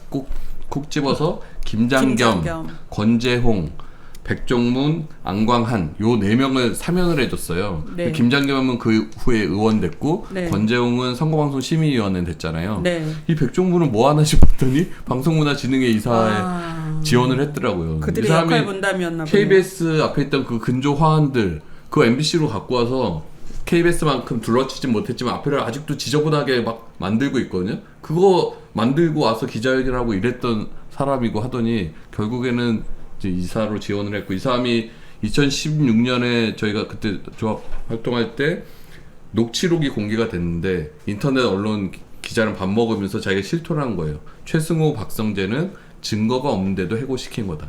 우리가 소송하면 질 텐데 그 소송에서 이겨서 돌아와라. 그러니까 해고라는 결정을 아무런 증거 없이 그냥 했다라고 실토한 그런 류의 인물이 방송문화진흥회에 다시 지원을 한다라는 것도 참 안타깝고 그때 당시에 뭐 PD수첩 앞장서서 탄압했던 사람들 아까 김미아 씨 얘기하는 라디오 프로그램 진행자 하차시켰던 사람들 그런 사람들 그대로 다 지원을 했고 지금 차기환 지금 방문진의 여권이사 그렇죠. 5.18 그 폄훼하고 세월호 유가족 폄훼하고 이런 사람 공영방송 이사만 이번이 5번째 지원한 아주 극우 직업이 네, 공영방송 이사 극우 네. 인사인 그런 사람들 그 일부 보면 또 검사 출신도 몇 눈에 띄더라고요. 그래서 아 역시 또 검사 정권이어서 검사도 뭐 한도 집어넣으려고 하는가 보다라는 생각도 들어서 참 암담하다라는 생각이 들더라고요. 기본적으로 그런 사람들 사면 복권 시켜준 윤 대통령이 그러니까요. 핵심의 네. 문제 인사인 거죠. 그렇죠. 아니 사실 이런 것 때문에 저희가 방송사법 개정 그렇죠. 지금 하자는 게 이런 사람들한테 공영방송 이사 네. 추천을 각 분야별로 전문성 있고 신뢰할 수 있는 곳에서 후보를 추천하고 그래야 되죠. 네 그거를 제대로 검증해서 임명해서 정치 후견주의나 또 이렇게 장악하겠다는 인사들의 접근을 막자 이런 의도인 건데 취지인 건데 이게 지금 방송사법 이게 개정이 지금 속도를 못 내고 있습니다. 근데 의원님 지금 방송 3법이라고도 부르고요. 방송 4법이라고도 불러요. 이 3법과 4법의 차이를 좀 시청자들이 이해하기 쉽게 간단히 말씀해 주시겠어요? 다 이해하고 계실 것 같아요. 이거 보고 계신 분들은. 네. 그 전에요. 네. 그 KBS 간부가 그 저 이사 추천도 해요. KBS 간부가 고위 간부가 그렇죠. 서기석- 그런 일이 있었죠 지금. 예. 서기석 지금 이사장인가요? 추천으로? 예, 맞습니다. 저희 참 이게 추천권이 있는지도 모르겠고 이거는 김영란법에도 걸리나 싶은데 저희 이번에 그 이사 지원자들 중에 네 분이 현직 이사 중에 네 분이 다시 이사를 지원을 하셨어요. 그런데 이사장이 또 지원을 했는데 서기석 이사장. 예, 네. 서기석 이사장의 추천인이 누구냐고 하면 이사회 사무국장이에요. 이게 저는 뭐든지 셀프네요. 그래서 아니 그러니까 KBS 직원이 네. 추천한 이사회 거예요. 사무국에서 사무국장이 그래서 이게 아니 추천을 한 사람도 제정신인가 그 추천을 또 받는 사람도 아니 제정신인가 그러면 이게 청부심의가 아니라 청부 추천이 되나 추천 이거는? 아니 그 추천을 정말- 받으신 서기석 이사장이라는 분은 하물며 또 전 헌법재판관 출신이신데 이런 분이 그 개념 자체가 없는 거예요. 이게 왜 네. 문제되는지를 모르는 거예요. 저희 의원실에서 이거를 발견하고 이걸 보도 자료를 내야 되나 말아야 되나 하여튼 일단 공개는 해야 되니까 이렇게 이제 기회가 될 때마다 얘기는 할 건데 이게 수준을 보여주는 거예요. 지금 현재의 수준을. 근데 이런 사람들하고 같이 일하고 있는 여권에서 지금 민주당이 지금 그 통과시키겠다고 하는 방송법의 추천 주체를 문제 삼는 거 아니에요? 네. 어이가 이사 없죠. 추천 주체를. 그렇죠. 앞뒤가 안 맞아요. 네. 그러니까 자기네들끼리 다 하고 싶다는 얘기는 차마 못하니까 네. 지금 대안에 대해서 이제 흠집 내기를 하려는 건데 방송 3법은 3인 이유는 딴 거 없습니다. KBS, MBC EBS 이 공영방송사들이 3개이기 때문에 각각의 법률이 3개인 거고요. 구조는 똑같습니다. 지금 각각의 방송사들이 이사를 뽑는 방식이 조금씩 다른데 이걸 하나로 일원화하자. 그리고 이 모든 지금 현재 이 3개의 법의 기초에서 뽑고 있는 MBC, KBS, EBS 이사진이 권력에 따라서 늘 춤을 추니까 그렇지 못하도록 통일된 안으로 딱 이게 이제 시민들을 대표하는 이사들만 들어갈 수 있게 하자. 네. 요게 방송 3법이고요. 그럼 하나는 왜 붙었냐? 방통위를 저렇게 운영할 거라고는 누가 상상을 했겠습니까? 못했죠. 5명이 정원인 조직을 2명이서 운영할 수 있다라고 하면 초등학생들이 이해하겠어요? 일반 국민이 이해하겠어요? 말도 안 되는 거잖아요. 반도 안 되는데. 근데 그렇게 하잖아요. 그래서 법에는 늘 해석의 여지가 있습니다. 법에 여백이 있는 거잖아요. 근데 저 사람들을 규율하기 위해서는 세세하게 적어줘야 된다. 이거는 일단 4명은 있어야 회의가 할 수 있게. 그러면 최소한 4명에서 열면 이제 과반이니까 2명으로도 의결 못 하잖아요. 그러니까 3명이 의결을 해야 의미 있는 의결이다. 인정할 수 있다. 이거를 법으로 써준 거예요. 네. 초등학생 가르쳐 주듯이 써준 거예요. 이런 법 사실은 없어도 돼요. 없어야 돼요. 없어야 되는 법인데 밥 먹듯이 어기니까. 상식이 네. 없으니까 그래 떠먹여 줄게 하고 써준 거예요. 그게 이제 방통위 설치법입니다. 네. 그렇게 해서 법이 4개인데 방송 3법은 이제 구조가 같은 거죠. 네.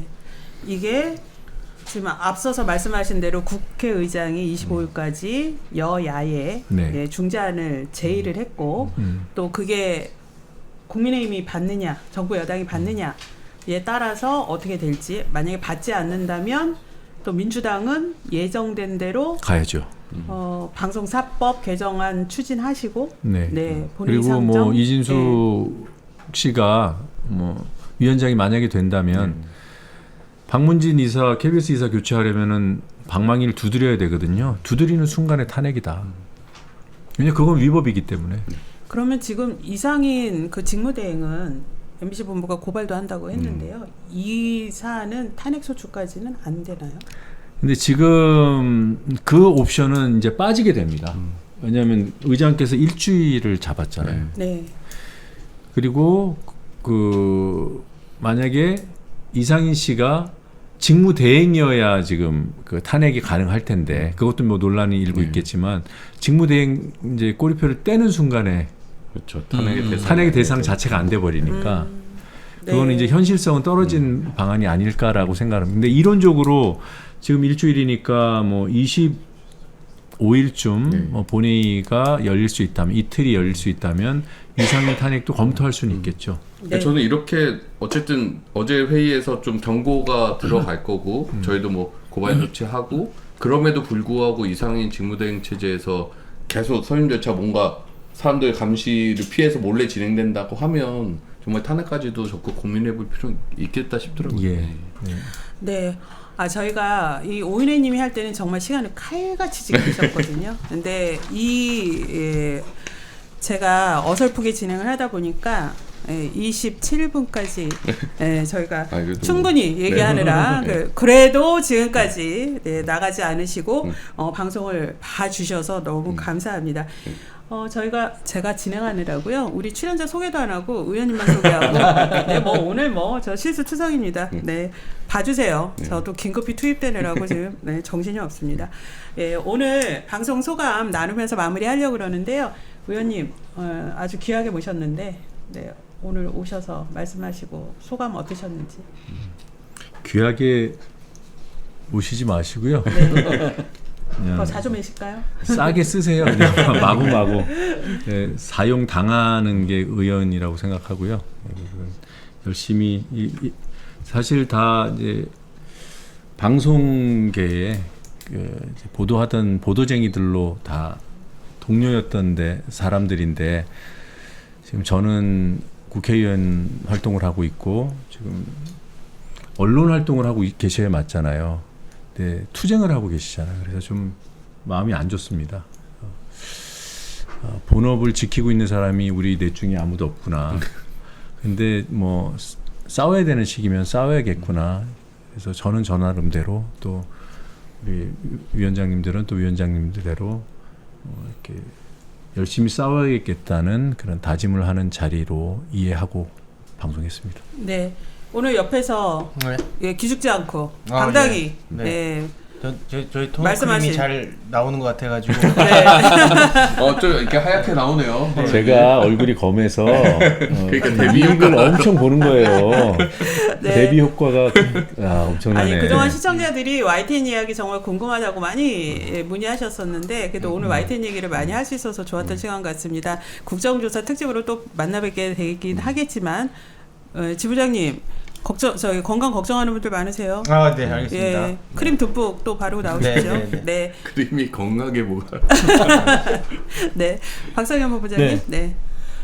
오늘 뭐 또 얘기 나눌 수 있어서 좋았고요. 어쨌든 언론과 관련된 문제들이 산적해 있고 또 그 문제들이 시시각각 변하고 있어가지고 저희들도 사실 잠시라도 한눈을 팔면은 그 문제들을 좀 놓치게 되는 것 같은데 언론 아싸 보시는 우리 시청자님들뿐만이 아니라 많은 국민들께서 언론에 좀 관심을 계속 가져주시기를 부탁드리겠습니다. 네. 힘내라 MBC 콘서트를 잘 마치시고 네, 또 하여튼, 힘을 내고 있는 네. MBC. 네. 하여튼 시민 여러분들이 많이 힘 주셨고 내부 구성원들도 많이 힘 받았고 하여튼 그 열기 모아서 하여튼 MBC 꼭 지킬 수 있도록 열심히 싸우겠습니다. 네. 힘내라 MBC 거기 오윤혜님이 네. 노래 부른 거는 본인이 하시겠다고 했어요? 아니면 시키셨어요? 저희가 이제 부탁을 드렸죠. 부탁을 드렸는데 흔쾌히 응해 주셔서 저희 흔쾌히는 아니고요. 언론 아싸할 때마다 계속 나오셔야 된다 그래서 윤혜님이 안 나가면 안 되는 그 매주 섭외를 하셨습니다. 네. 이 언론 아싸가 그 맺은 연대 힘이 아닐까 싶어요. 네, 오늘 오셨으면은 제가 노래 정말 잘 들었다고 말씀드리고 싶은데 저도 그날 아주 전해드리도록 하겠습니다. 저희가. 네. 힐링 했다고. 네. 제가 오늘 어설프게 이렇게 오은혜님 대신 사회를 봤는데요. 마지막으로 우리 시청자 여러분께 이렇게 공영방송 내부에서 공영방송 지키고자 정말 치열하게 싸우고 있습니다. 오늘 KBS 본부에 200분이 그렇게 나오셔서 저항의 목소리 내고 있는 거 여러분도 오늘 아시게 됐을 텐데요. 민원연에서 이런 현장의 소식을 매주 받아볼 수 있게 카카오톡 채널 민주언론시민연합이라고 검색을 하셔서 카카오톡 채널에서 친구 추가를 하시면 매주 소식을 받아보실 수 있습니다. 네, 여기 QR 이렇게 준비가 돼 있는데요. 친구 추가하셔서 소식을 빠르게 받아보시면 좋겠습니다. 저희 마치도록 할 텐데요. 저희 마지막 구호가요. 시민이 언론의 인싸가 되는 그날까지 그러면 언론 아싸 이렇게 외쳐주시는 건데 저 이거 잘할지 모르겠습니다. 잘해주셔야 돼요. 네. 시민이 언론의 인싸가 되는 그날까지 언론 아싸! 감사합니다. 수고하셨습니다. 네, 수고하셨습니다.